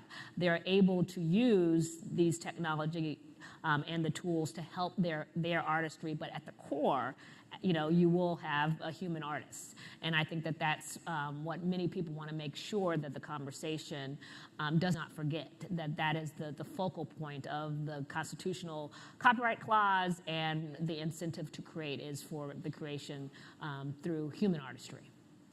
I think it's important to recognize that all developments in technology are going to have an impact on the job market. It's going to have an impact on what skills are necessary for different jobs. And it's important for industries to think about how it's going to affect both the workforce within their industry, whether it's in the legal community or one of the industry sectors that we represent, and really focus on how do we make sure that if you're working at a job site, you have the technical skills to be able to, you don't need to be a computer scientist, you need to be able to use the technology in ways that maybe you didn't 10 years ago. And I think that as Congress in particular and the administration look at these issues, one of the things that I'm optimistic they'll focus on is how do we make sure that we are continuing to provide as a government, as a society, training as necessary for the workforce. And then there are certain industries where I think it's really important that companies work in ways that help. For instance, the local news is an area that often comes up where I think it's really important to make sure that we're creating an environment in which we don't think that generative AI is going to replace what they do. It can supplement and it can enhance. And I think that's an important area for us to work on. Awesome. Well, we have 35 seconds left. I'm not going to ask another question because that would be rude. But one of the great things about working on copyright stuff is that it's always at the cutting edge of like technological innovations. Generative AI is kind of the latest example of these conversations. It's great to be able to benefit from your incredible experience in these spaces and hear your perspectives on this. So thank you both for doing this. Really and next year we'll have a hologram that has AI with us. All right, thank you. All right, thank you very much. Right, thank you.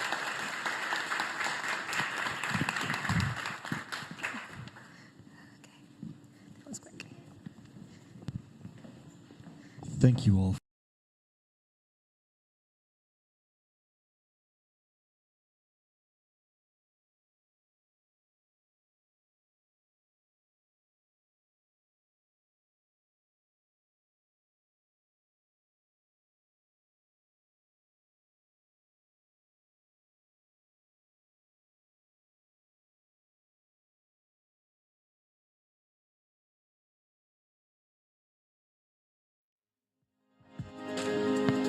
Okay, on to the next one.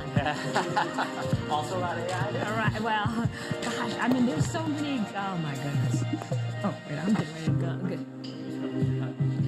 Well, I mean, like I do, mostly, which is actually overseas. I mean, mostly content protection, litigation, and right now most of our litigation is actually overseas. Like we're not doing a lot of lawsuits.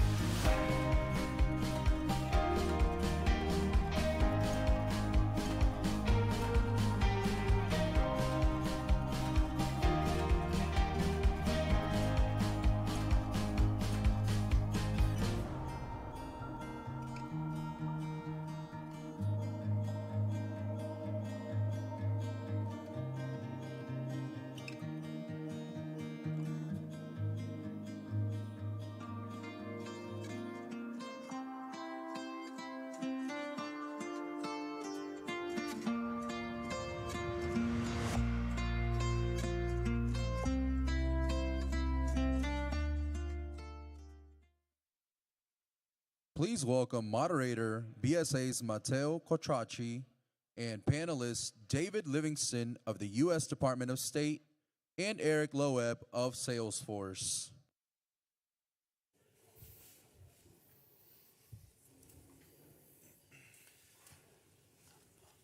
All right, hello everybody. It's going to be an interesting panel for us to feed you interesting information as you're eating. Well, first of all, thank to the panelists. Thank you for being here today.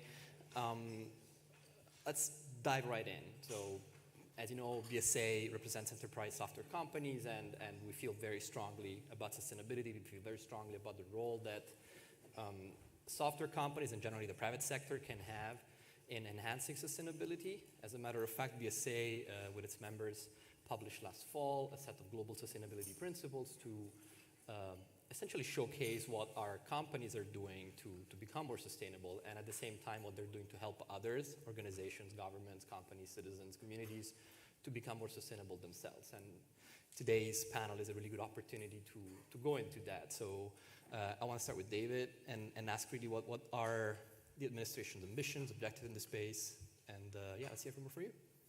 Well, thank you very much, and thanks to BSA for having me and for hosting this important discussion. I know we don't have a ton of time, so I'll jump right into it, even though I'm distracted by the incredible sort of alien overlord above us. I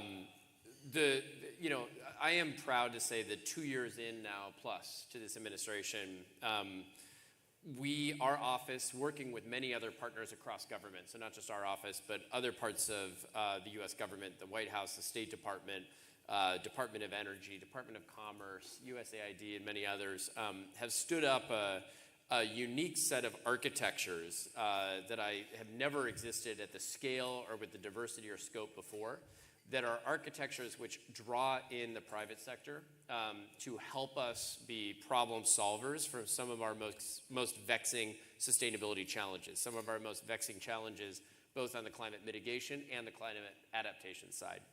I'll give you an example of a few of those, and a few of those which I think will be most relevant on the road to COP28, which is taking place in Dubai at the end of this year, in December of this year. COP28 is going to be a very important COP for several reasons. It is, first and foremost, the first year after the Paris Agreement was agreed to, which will have something called the global stocktake. This is essentially a pulse check of where we are on our goals, where we're off track, and to identify what the nature and texture of those gaps are so that we can best tailor the tools needed to address those gaps. Now, I don't think we need to wait for the formal outcome of the UN global stocktake to tell you that we're not on track. I am pleased to say that I think many of these architectures to draw in the private sector and to work on public-private collaboration are going to be well suited to address some of the gaps we have. So let me identify some of those. The first one I'll mention is, frankly, going on just down the street from us, and it's where I'll be heading after this event later this afternoon, and that is something called the Agriculture Innovation Mission for Climate, AIM for Climate, or AIM for C for short. This was something that we established with the UAE as a founding partner back in 2021. We previewed it and began discussing it at President Biden's Earth Day Summit, which took place in April 2021, and in 2 years' time, we have now stood up an initiative which has mobilized $13 billion worth of climate-smart agriculture innovation investment commitments by governments, $10 billion by governments, $3 billion by the private sector, in terms of new spending versus a 2020 baseline in climate-smart ag innovation. Now, this runs the gamut across adaptation and mitigation. It covers everything from more drought-resistant crops to electrified tractors and farm equipment, the integration of photovoltaic PV systems into farms for not only off-grid power for agricultural activities, but also smart shading. It covers new low-carbon fertilizers. It covers new uses of artificial intelligence and machine learning to help us better predict weather patterns and have our farmers more equipped to a changing climate. one of the things I'm most excited about in Agriculture Innovation Mission for Climate is something that we call an innovation sprint that we've oriented around the application of AI/ML to some of our climate smart ag challenges. So this is bringing in basically some of the most talented folks from across this sector, from across the software, tech, and IT sector to work on AI/ML applications, including things like better understanding changes or divergences in the vibration of bees, the vibration of bee activity as they're doing pollination, to understand actually changing weather patterns and other changing dynamics and inputs into agricultural activity, drawing all sorts of connections and dots or lines between dots that we previously were unable to sort of connect. So that's one thing that really excites me. Again, we've got more than 500 partners engaged in this, more than 50 governments, 450 non-government partners, all working to mobilize more investment as a foundation for climate smart agriculture investment, and innovation investment, but also working on actual concrete collaborations. Those are our innovation sprints, where we bring in public sector players, private sector players to work on these specific innovations that need to be commercialized and scaled up over the coming years. The other thing that we work on, that Eric knows well because of Salesforce's role and many other companies' role, is the First Movers Coalition. This is essentially a buyer's club, a demand signaling exercise that takes some of the largest corporations in the world, gets them to signal that there will be a market for low-carbon industrial goods and low-carbon transportation fuels and services in the year 2030 onwards. And that demand signal, those companies saying, I will buy X amount of green steel, green cement, green shipping fuel, green aviation fuel in the year 2030 onwards, that provides the certainty that's needed to get investment flowing, to lower the cost of capital, and to get those projects with shovels in the ground and FIDs made this year, next year, so that those projects are ready by the end of this decade. It's trying to move up by a scale of 5 to 10 years the sorts of hard-to-abate industrial sector supply and transportation sector supply of green goods, near-zero emissions goods and services that would otherwise take, again, 5 to 10 years longer. So we're very excited about that as well. We now have 80 companies that have made 100 demand-side commitments, representing $12 billion of collective demand signal. And those 80 companies cover about $9 trillion worth of collective global market cap. So it's a sizable demand signal in the market. And what we're hoping to do is to now follow that up with governments making similar demand signals using their public procurement capabilities. And again, taking the demand signal, matching them with supply, and marrying that wherever possible with the sort of incentives that are available through things like the Inflation Reduction Act, so that we get real projects financed and we help people to move ahead on their sustainability goals. And then the final thing I'll just mention is we also recognize that there's a need for credible, high credibility, high integrity offsets to help companies deal with the emissions that are the trickiest to deal with, that they can't deal with in the years ahead just by trying to make investments in their own value chains. And so here we're working on something called the Energy Transition Accelerator, the ETA, which is a novel, innovative jurisdictional carbon crediting mechanism, which is meant to reward companies for making investments that drive forward and catalyze clean energy transitions in the power sectors of key emerging economies. So it's meant to crowd in capital to places like Indonesia or other emerging economies to help to tip their energy sector transitions away from carbon intensive like coal into clean energy economy faster and at scale, and rewarding those companies by making credible additional investments that would otherwise not have been made into those power sector opportunities. So stay tuned for more on that as well over the course of this year on the road to COP28 in Dubai. I'll just underscore, we couldn't do it without many of the leaders in this room. We couldn't do it without many of the leaders and those who are working with us, who are watching this, perhaps live stream or recorded. And our doors are open, our inboxes are open, and our minds are open to what more we can do this year so that we make COP28 a transformational COP, and so that we continue to run through the tape and get the job done with what we've started together over the course of these past 2 years. Thank you. It is a lot to think about. And I think let's put it from our perspective, the enterprise software perspective, and Salesforce specifically. What are we doing? How are we helping this? What's our ambition here? And how do we move forward and help it as much as possible? Great. Well, from a starting point, I want to thank you for all you're doing. And just for everybody to understand, as you heard, there is so much that your office is doing. And the energy that you're putting in, that Secretary Kerry is putting in, they are everywhere. And not only with all of the initiatives to engage the private sector and other stakeholders, but of course all the multilateral work, all the bilateral negotiations. And so just grateful for the energy and the intensity, because it has been a sprint that's been going on for a couple of years. So congratulations on your endurance. The next thing I'd say is this is so exciting for all of us in BSA.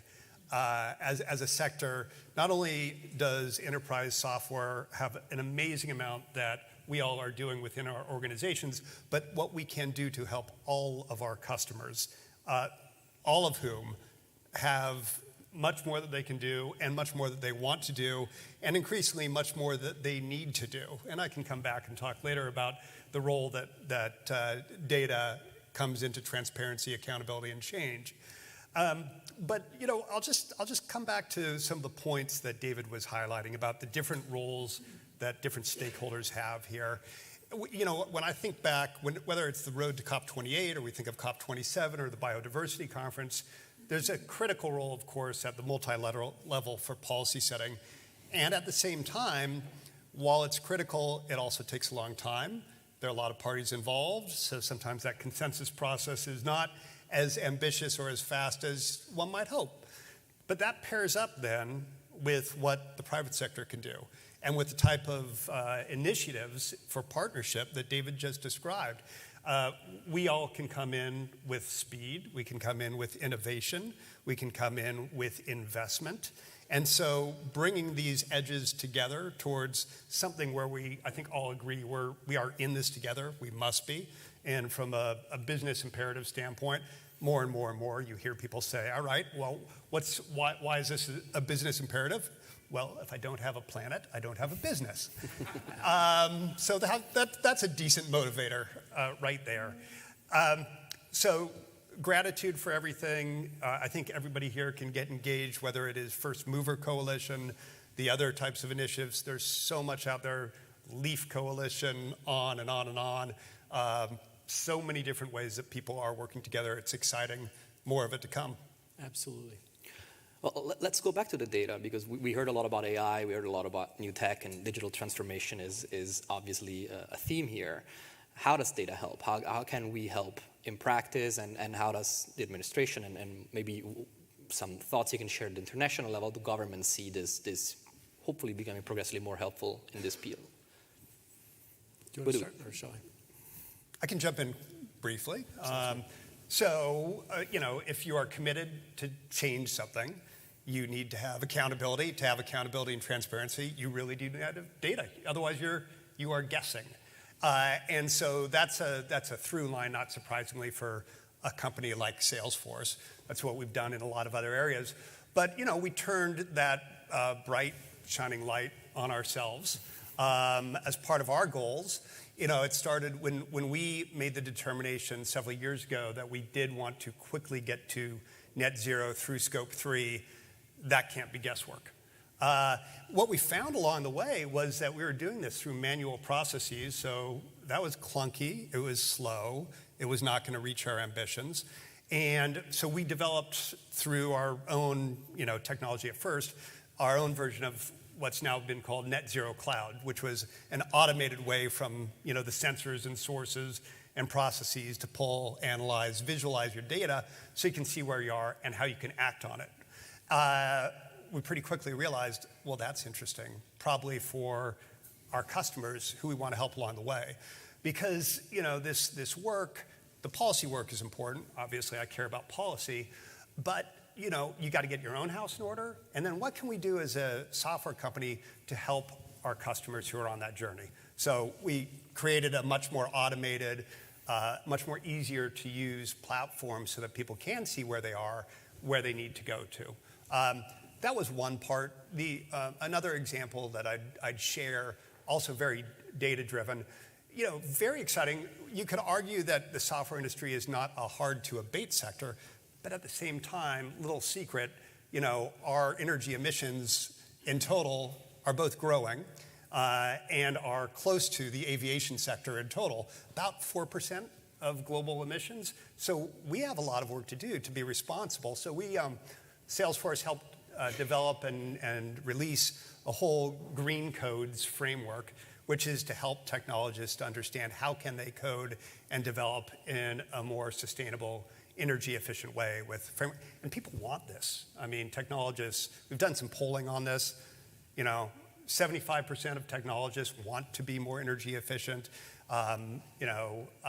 They recognize that they don't have the tools. So doing things like this just to help people along the way. And a final point on data that I'll say, I think relevant for all companies, and this was mentioned earlier on one of the panels on AI, or maybe it was Michelle Flournoy who mentioned this. You do what you're incentivized to do. So part of what Salesforce has done is to tie executive and leadership compensation to reaching, achieving, or surpassing our ESG goals and commitments, including on sustainability. And that's a motivator. And so these are just 3 examples that I've seen to be pretty effective and of interest to a lot of different industries. Terrific. Let me build on that by hearkening back to something you said earlier, Eric. You said that your business and your business plan requires a planet. Somewhat. So too, though, does the planet require a business plan? And I think that's increasingly clear if we're going to get to where we need to go. And you can't have a business plan ultimately without the inputs, without the underlying data architecture that can help drive better decisions, faster decisions, more decentralized decisions. That's frankly a lot of what has enabled many of the gains, much of the progress, much of the action agenda that we've seen over the past couple of years. You can't understand exactly the right way to address the complex issue of preserving the Amazon rainforest or forests in the DRC or in Indonesia if you don't have a good way of taking multiple different interesting inputs, data inputs, putting them together and getting a really high resolution view of carbon stocks, how carbon stocks are changing, and how different economic incentives in those economies, both at the national level, the regional level, the local level, are influencing those changes in carbon and stocks and activities leading to deforestation or preserving those forests. Similarly, when it comes to something that I've been working on, this reconciling our trade and climate agendas together. We have a global arrangement on sustainable steel and aluminum trade that we are working on with the EU, transforming the sort of legacy 232 tariffs that have been in place between the United States and the EU and other countries, and trying to transform them into a new, path-breaking model of a trading architecture and of a trading mechanism arrangement that will privilege lower carbon emission steel and aluminum and deal with the overcapacity that we have seen in steel and aluminum markets to date by going after the most carbon intensive production, which is driving overcapacity in a non-market way. It's hard to do that without having a high resolution view on exactly what the different carbon intensities are of different steel and aluminum production around the world, not only on a facility basis, but actually on an individual product basis. But those are things that we can actually start to solve today using the application of data, machine learning, and business models that many of you are bringing to the table to sort of the trade flows that we see today. Similarly, another one I'll just mention, methane emissions. One of the most powerful greenhouse gas pollutants in the world that actually has, in many cases, a negative cost of addressing it, because one person's pollution, in the case of methane, is another person's valuable commodity, especially when gas prices in Europe are hitting record highs as we've seen over the past year. But how do you get that gas, which is currently being flared or vented into the atmosphere in very damaging ways, with a greenhouse gas potential which is multiples that of CO2, how do you get that and actually bring it to market? It's not so easy. A lot of people don't even know what's going on. In countries like Nigeria, Turkmenistan, Iraq, we see large pockets of high methane emissions activity that we can address by bringing, again, high-resolution data from satellite data, sensor data, and then again, smart approaches to try and figure out what's the right way to get that commodity out of going into the atmosphere and to a market where a user can actually benefit from it. These are all cases where, in many cases, actually, the software industry, the data industry, acts like another utility for us, almost like our transmission grid, right? You are connecting sources of demand, sources of supply. You're connecting challenges with solution sets and opportunities. And so what we need is, just as we need to build out our grid here in the United States too, we also need to build out that kind of data infrastructure and architecture that can help to better connect those different dots as well. Couldn't say that better. Staying on the incentives and maybe taking that a bit of an international perspective, especially as we hear the efforts you're doing with the EU, obviously coming from Brussels, I also have that lens, but also be mindful of time. What are the international incentives there? How are you working together? And obviously Salesforce and many BSA members being global partners, how is that working out? And what's your ambitions there? I'll just mention very quickly, I know time is short, we have an enormous opportunity in terms of building on this momentum in the transatlantic relationship. A lot of ink has been spilled in breathless headlines about some of the angst, temporary angst over the Inflation Reduction Act and what it means for Europe, et cetera. I think we've reached a very positive phase in that sort of reaction set. We moved to a phase where Europe is now looking at how they can make their own complementary investments in their own economies to drive the sort of transformation that's needed, because frankly, we need more government support. We need more alignment between our economies, not less. We need more complementarity, not more friction. And we also have structures like the US-EU Trade and Technology Council. I'm one of the co-chairs of the working group of that TTC, as it's called, that's focused on the clean economy, that's focused on climate and clean energy. We're using that to try and drive greater harmonization where possible and greater cross-transatlantic learning on things like vehicle-to-grid charging. So how do we make sure that there's kind of a common market for and a common approach to vehicle-to-grid charging, using vehicles as mobile batteries on our grids as they need to become increasingly flexible. That's just one example of many of the sorts of things we can drive through the TTC, through a dialogue on clean energy subsidies and others that we'll be making progress on. So I'm actually very excited about where we are in the phase of that conversation post-IRA, and I think that's a real space to watch. That's great. I'll just mention another concept in the international sphere that we haven't gotten to too much, but worth at least thought, and that is about high quality and integrity carbon marketplaces and where that fits in with the overall equation. Sometimes the concepts of offset, it immediately gets people thinking in a negative way, just like, look, you're not dealing with the most important problem, which is emissions reduction. And to that I say it's all of the above, because this is a formula, right? Trying to achieve our 1.5 degree target requires both emissions reductions and sequestration of the carbon that is already in the atmosphere. And so there is absolutely a nature positive need here. And when I think about that, of course, it is all about quality and integrity. So many of these opportunities are in international markets. Often they are also in developing markets. And a huge part of the international conversation has also been financing not only of harm and adaptation, but a lot of initiatives that could be high quality are in global south. There is an opportunity. There's technology to help identify where these are. But I just bring that to the fore as well. That's an important part of the discussion that the private sector has. Obviously, to be very responsible while you work on your emissions reductions and you think about what carbon initiatives you are going to invest in. But that is an important part of the international dialogue as well. And it's come up. It'll come up at COP28 again. Absolutely. Unfortunately, we already ran out of time, but luckily we're followed by another excellent panel, and we're going to have time to talk about this more during the day. So I would just ask you to join me in an applause to thank our panelists and welcome the other one coming up.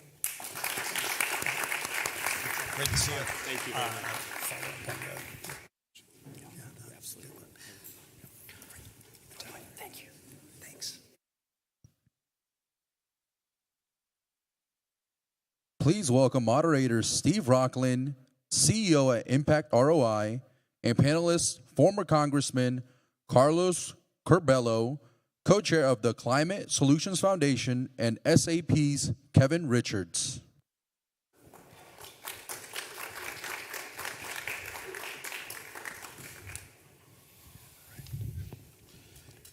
Great. Thank you so much. Can everyone hear me okay?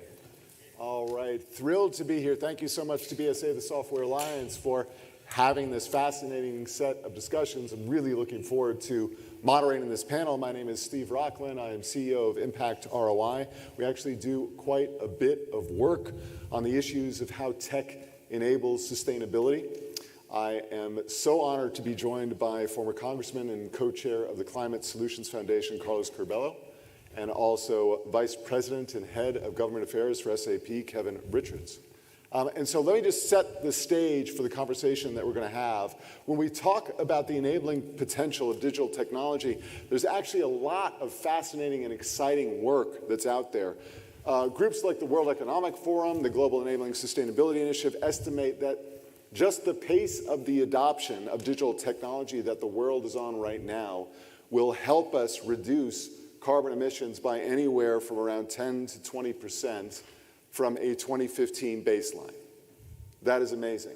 There's additional studies that have come out which have shown that it is very likely a causal factor for nations that are able to make strong progress against the United Nations Sustainable Development Goals. A causal factor is their rate of adoption of digital technology, that the more that they make access and adopt and increase in systems, both in the private sector and public sector, the better they start to perform across all 17 of the Sustainable Development Goals. We're also seeing that technology, research is showing, is absolutely fundamental to preserving and protecting human and labor rights around the world. And last but not least, there's some fascinating studies which show that around 2027, 2028, the size of the digital technology for sustainability commercial opportunity, the market for this will be anywhere from $20 to $30 billion globally for commercial enterprise. So this is real. It is very, very exciting, and it is growing all the time, and I'm excited to dive in with our panelists. And so, Kevin, I want to start with you. How do you see the role of technology? How do you see it supporting and advancing sustainability? Sure. Well, thanks, Steve. And just to provide the audience with a little context on SAP. SAP is the largest enterprise software company globally. We have about 440,000 customers across 26 industry sectors, and we have a global network that has products and goods and services running through that network, and it runs about 3.7 trillion in commerce on an annual basis through that network. And that really enables SAP to see a good part of the world's GDP and touch every corner of the US GDP. In fact, 87% of the global commerce is produced by SAP members. And really, our mission is to help the world run better and help to improve people's lives. And sustainability is really at the core of that strategy for SAP. We really do have a focus and a vision for our world to have a world of zero emissions, zero waste, and zero inequality. And technology certainly is a central part to what we're seeing in sustainability. Of course, we're seeing from investors and regulators and consumers a demand to have more insights into products. And for today's corporate leaders, it's not just inevitable that you're going to manage your top line and your bottom line, but corporate leaders are being scrutinized how they manage their green line and how they're becoming more sustainable, employing sustainable business practices. And SAP has been really working in this field for over 10 years. We are the #1 ranked company according to the Dow Jones Sustainable Index. So we really do, as a company, put our money where our mouth is. And by the end of 2023, we'll be carbon neutral as a company, and that's 2 years before our original goal of 2025. And we also moved up our target to be a net zero company by 2030 and move that up from 2050. But what we're seeing is that we have technology that helps our customers measure their carbon footprint. Just like you see labels on food products today that help inform business decisions when it comes to your diet or your family's diet or understanding your health choices and health consequences. Companies, in a lot of ways, are being looked at by discerning consumers on their carbon footprint. And what does that mean to society? And are they contributing to a common good to help reduce the carbon footprint of the world? So our technology, called Climate 21, is really helping our customers measure that climate footprint across their enterprise. And we're also seeing a lot of activity around recycling as well, and measuring the carbon footprint on zero waste, and what governments and what companies are doing in terms of recycling and reducing waste and the carbon footprint as well. And I have some data points that I'll share. Maybe we go into a little bit more about what we're seeing from our customers in those areas as well. But our innovation is really helping our customers, eliminate slavery from the supply chains, optimize resources and productivity, predict and prevent disasters, and eliminate gender inequality, and help educate people who never had the chance to enter a classroom. So sustainability is really part of that broader picture of what companies are doing to become good corporate citizens. And we're really seeing a lot of emphasis and a lot of feedback from our customers. And then there's questions about, what do you use for a measurement when it comes to the carbon footprint and the role of government perhaps in that effort, and what private sector has been doing in terms of that area as well. But in our view, in order to get to the goal of zero emissions and zero waste and zero inequality, technology is really fundamental to that core. And we really see sustainability as the next frontier in terms of digital transformation, which I know you've been hearing from a lot of panelists today about the role of technology and how digital transformation is playing a role in different areas, including IP and in sustainability. But we believe that we really can't get to that brighter place that we all want to go without technology. Kevin, thank you. Carlos, let me ask you the same question. How do you see digital tech helping to advance sustainability? So this question really made me think back at the education reform movement, which I think was one of the most successful in the history of our country.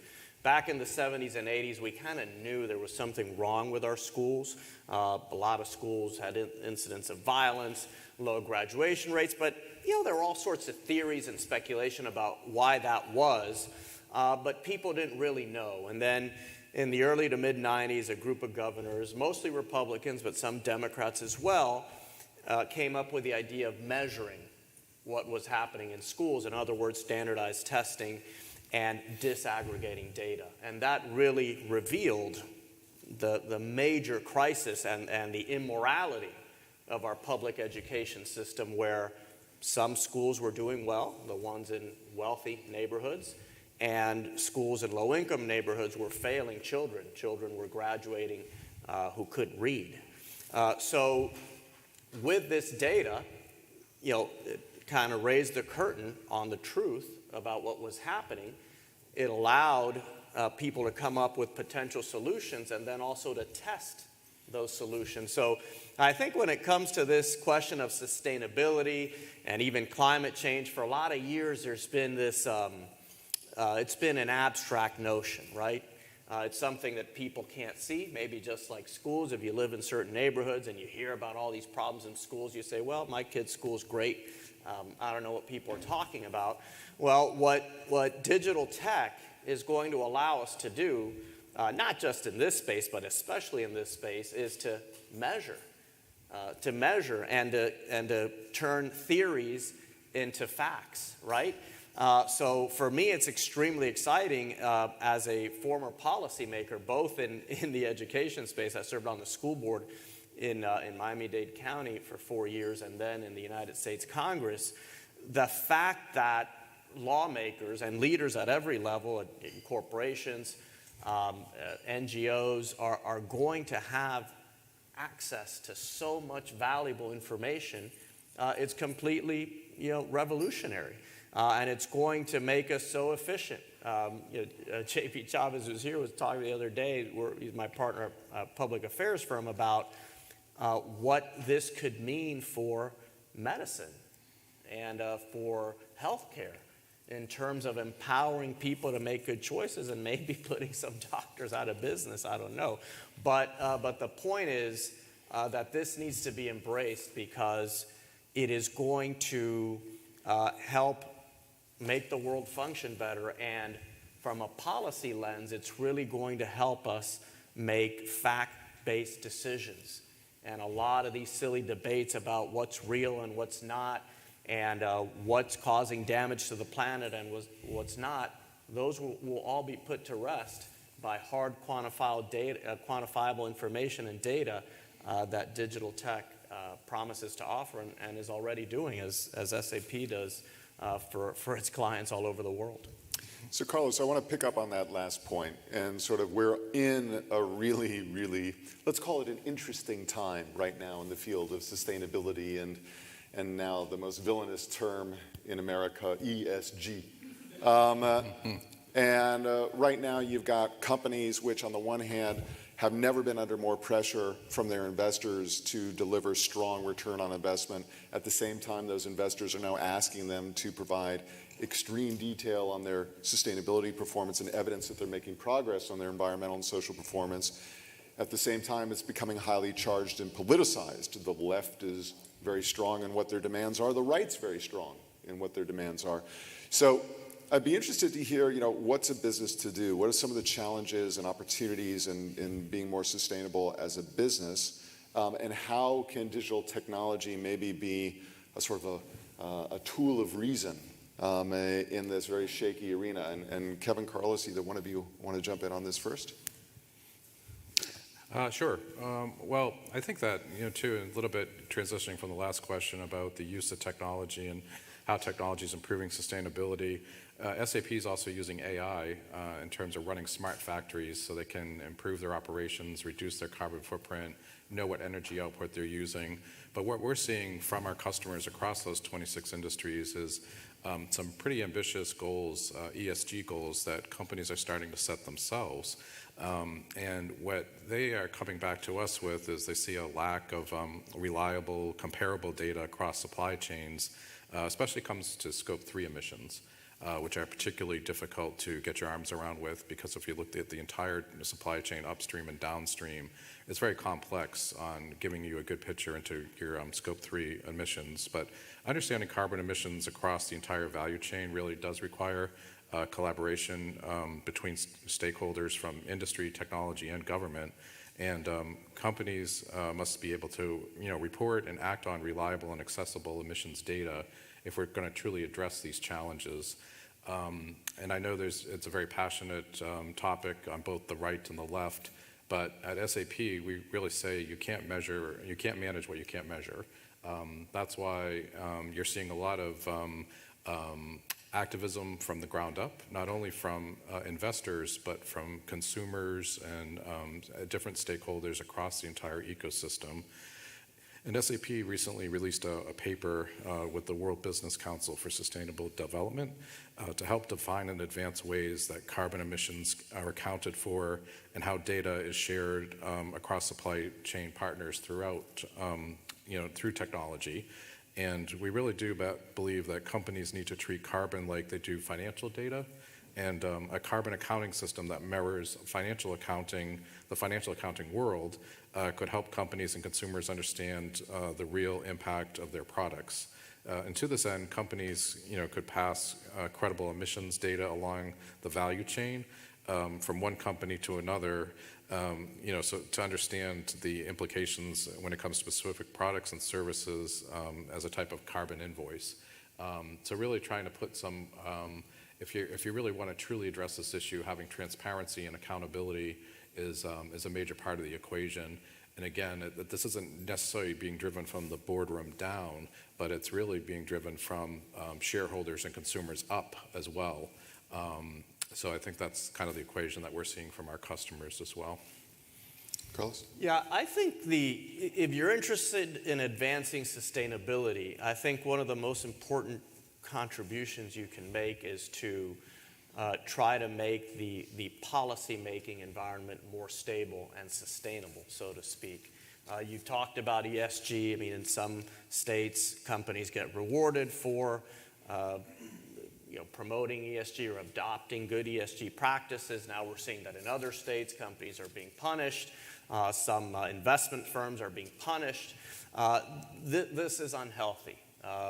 Same thing is happening with the IRA now. We have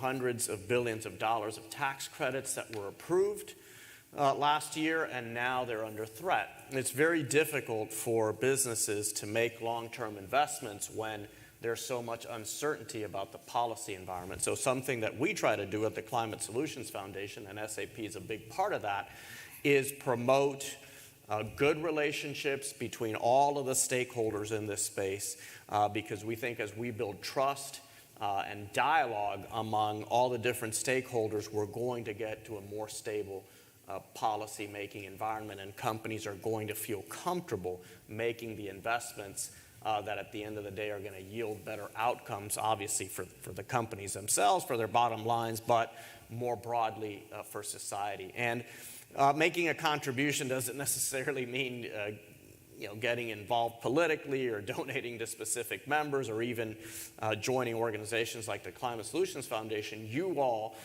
your firms, have access to data, to tools, to information that can really push and pull lawmakers. I mean, something else that product we came across the other day was, because the sustainability movement also needs to be held to account.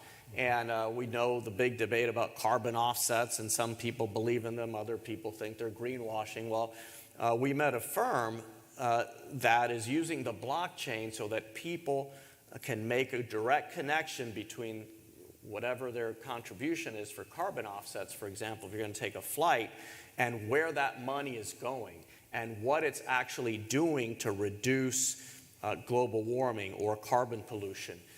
That's just remarkable. And those kinds of tools put in front of policymakers can really make a difference. Look, this is what pollution means in your district, in your city, in your block. We have friends who are working on the methane hub.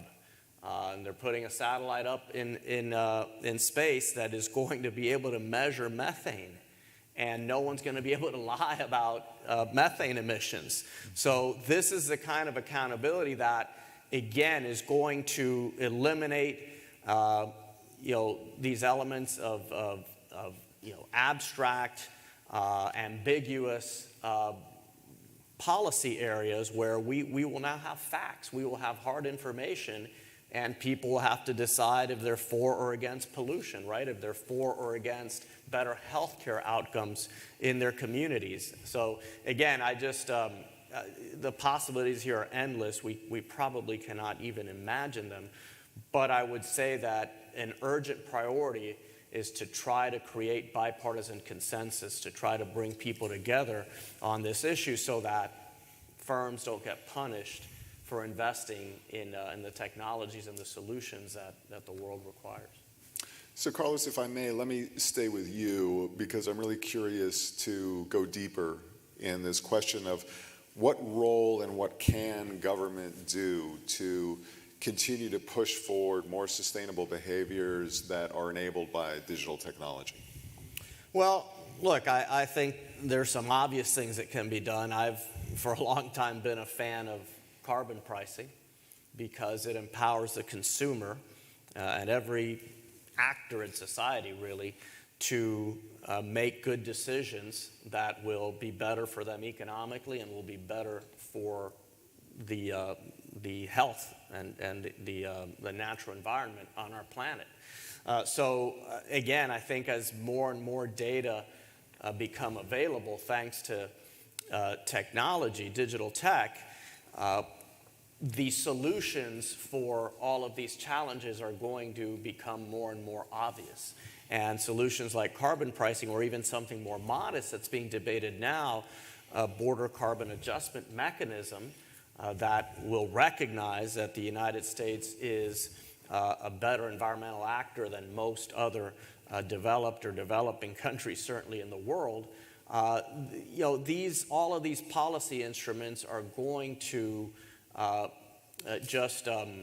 there's going to be a lot of certainty and clarity surrounding them, and it's going to be easier to arrive at decisions. We're still at a time where there's enough of a gray area where people can create distractions and have all these silly debates about whether we should be embracing ESG or not and how.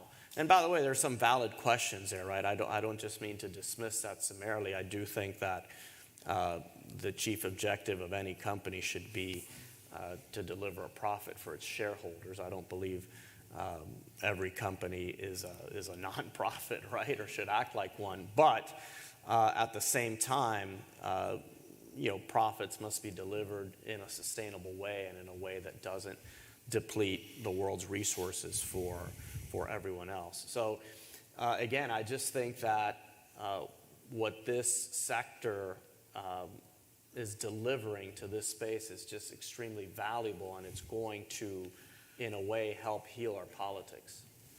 So, Kevin, let me come to you on this same question.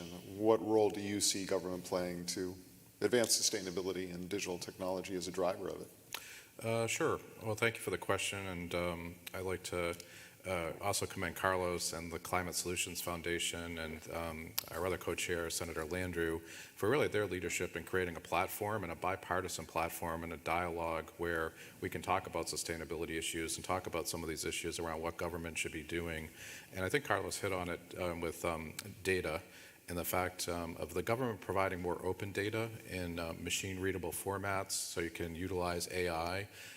We're seeing AI used today to identify key centers of emission around the world. So, I think encouraging the use of AI when it comes to sustainability is a role the government can play, but also promoting and harmonizing sustainability reporting and disclosure risks so we can kind of measure the carbon footprint a little bit better and understand it. Encourage any policy vehicle, including international frameworks, to include language related to sustainability. And I think the government can also play a role by increasing awareness of carbon emissions, including Scope 3, with direct measurement when possible, and also using digital technology to do so across enterprises, including tracking the materials, processes, recyclability of products through the supply chain, and to keep track of this progress.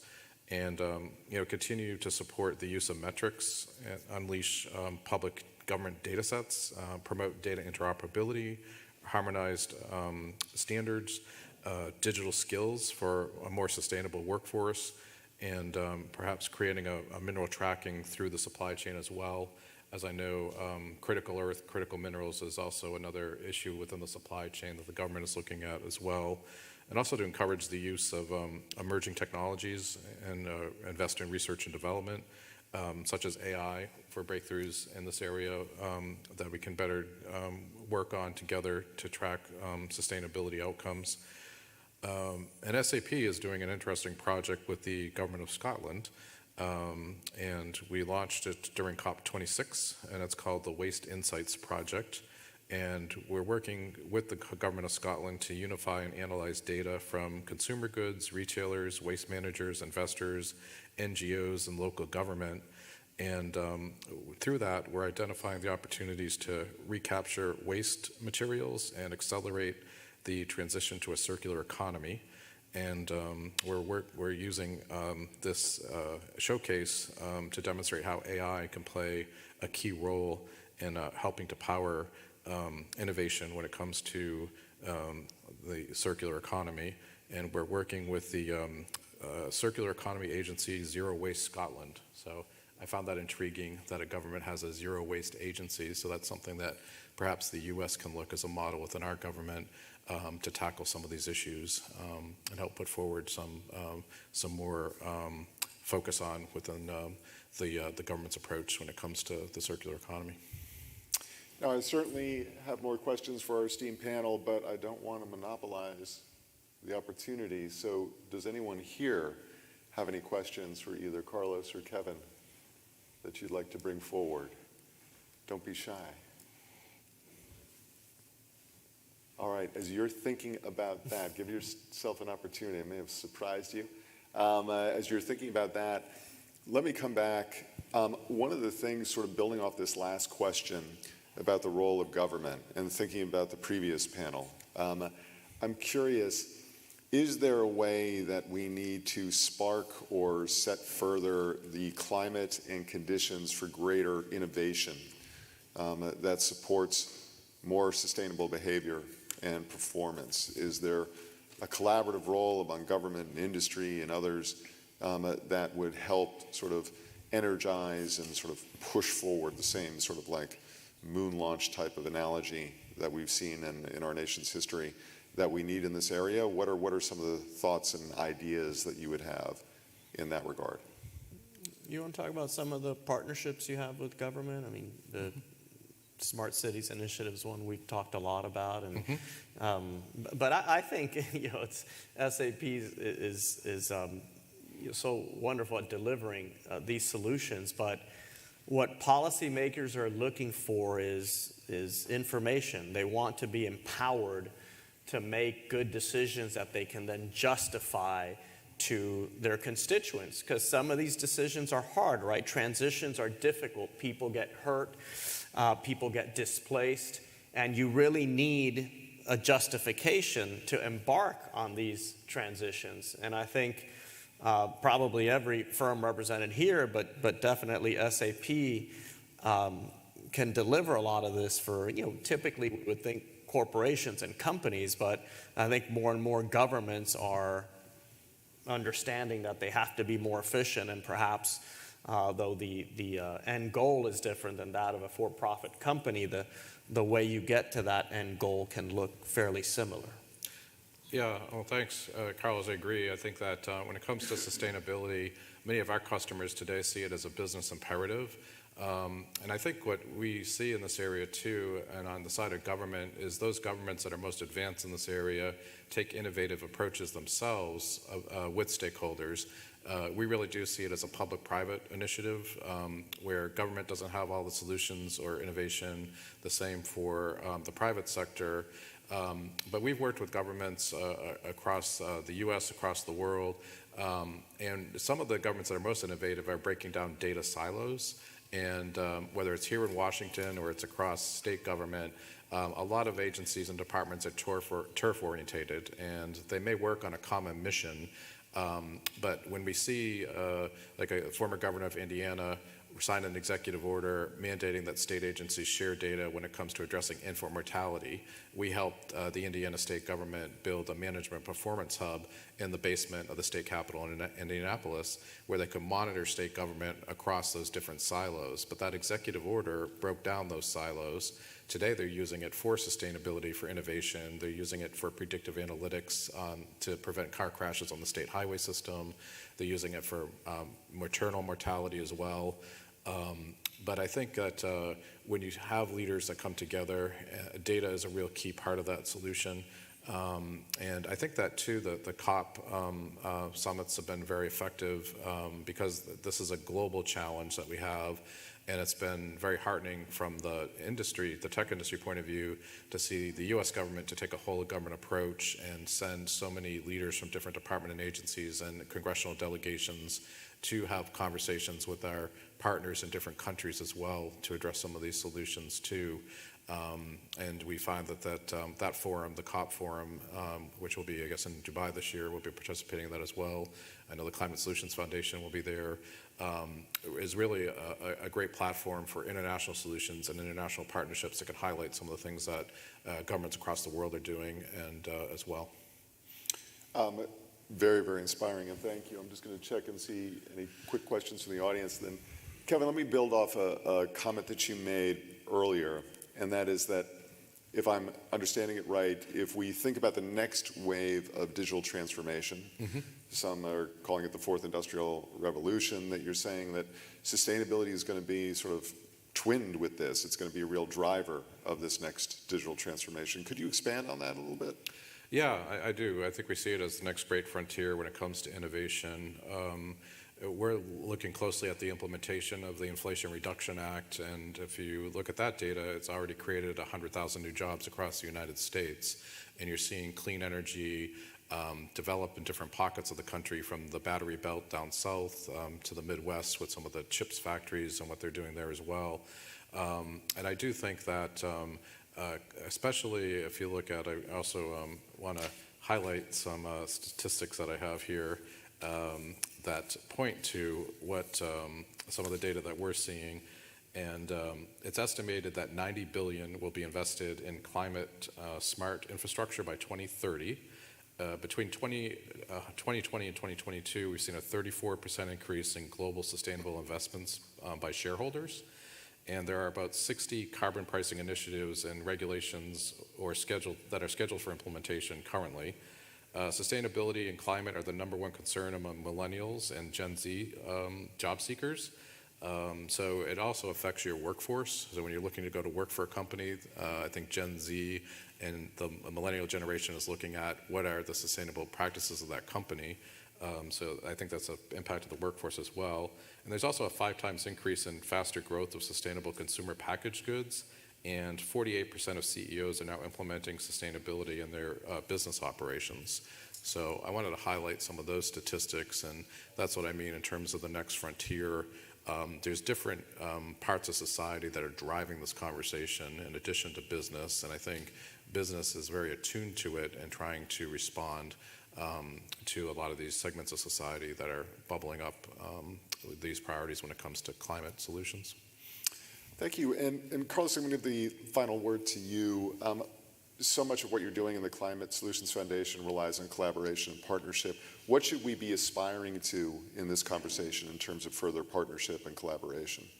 Well, I think it's important for people to understand that despite how toxic and negative and nasty our politics have been in recent years, if you look underneath the surface on this issue, on the issue of sustainability, climate policy, energy policy, there has actually been a lot of growth and cooperation between the two parties. When I served in Congress and got here in 2015, there was no dialogue, no conversation. I tell people the biggest challenge with Republicans was not denialism, it was apathy, which is a lot worse because it means you don't even care, you're not interested. At least if you're a denialist, you've maybe taken the time to come up with a theory, even if it's wrong. But if you don't care, like, there's really not even a conversation to be had. And that has changed drastically. Since then, we've seen Republicans and Democrats work together on the American Energy Act, which was a major investment in clean energy technologies. In the bipartisan infrastructure bill, we had at the time a record investment in the clean energy transition. Republicans and Democrats worked together to phase out HFCs, amend the Kyoto Protocol. We have a bipartisan House Climate Solutions Caucus, one in the Senate as well. So there's a lot of good things happening in this space, and I would just encourage all of you to do what you can through your different advocacy instruments to encourage Republicans and Democrats to continue working together. One-party policy tends to not be sustainable, tends to be under constant threat. That is anathema to the concept of sustainability, which is what I think all of us here are trying to advance. So make your contribution to encourage more and more bipartisan cooperation on this topic, and know that you're not starting from scratch, that despite all the headlines we see every day, there's actually a lot of positive movement when it comes to this issue on the Hill and in states and cities as well. Please join me in thanking our panelists, Carlos and Kevin.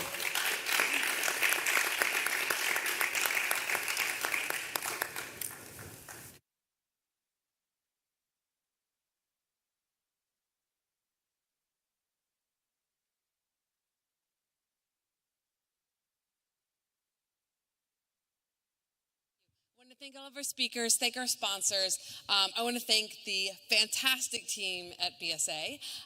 And I want to most of all thank all of you for coming. This has been a great conversation.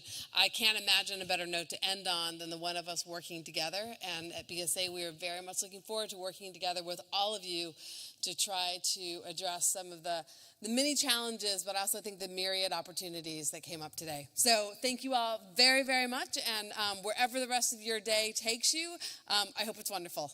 Bye-bye.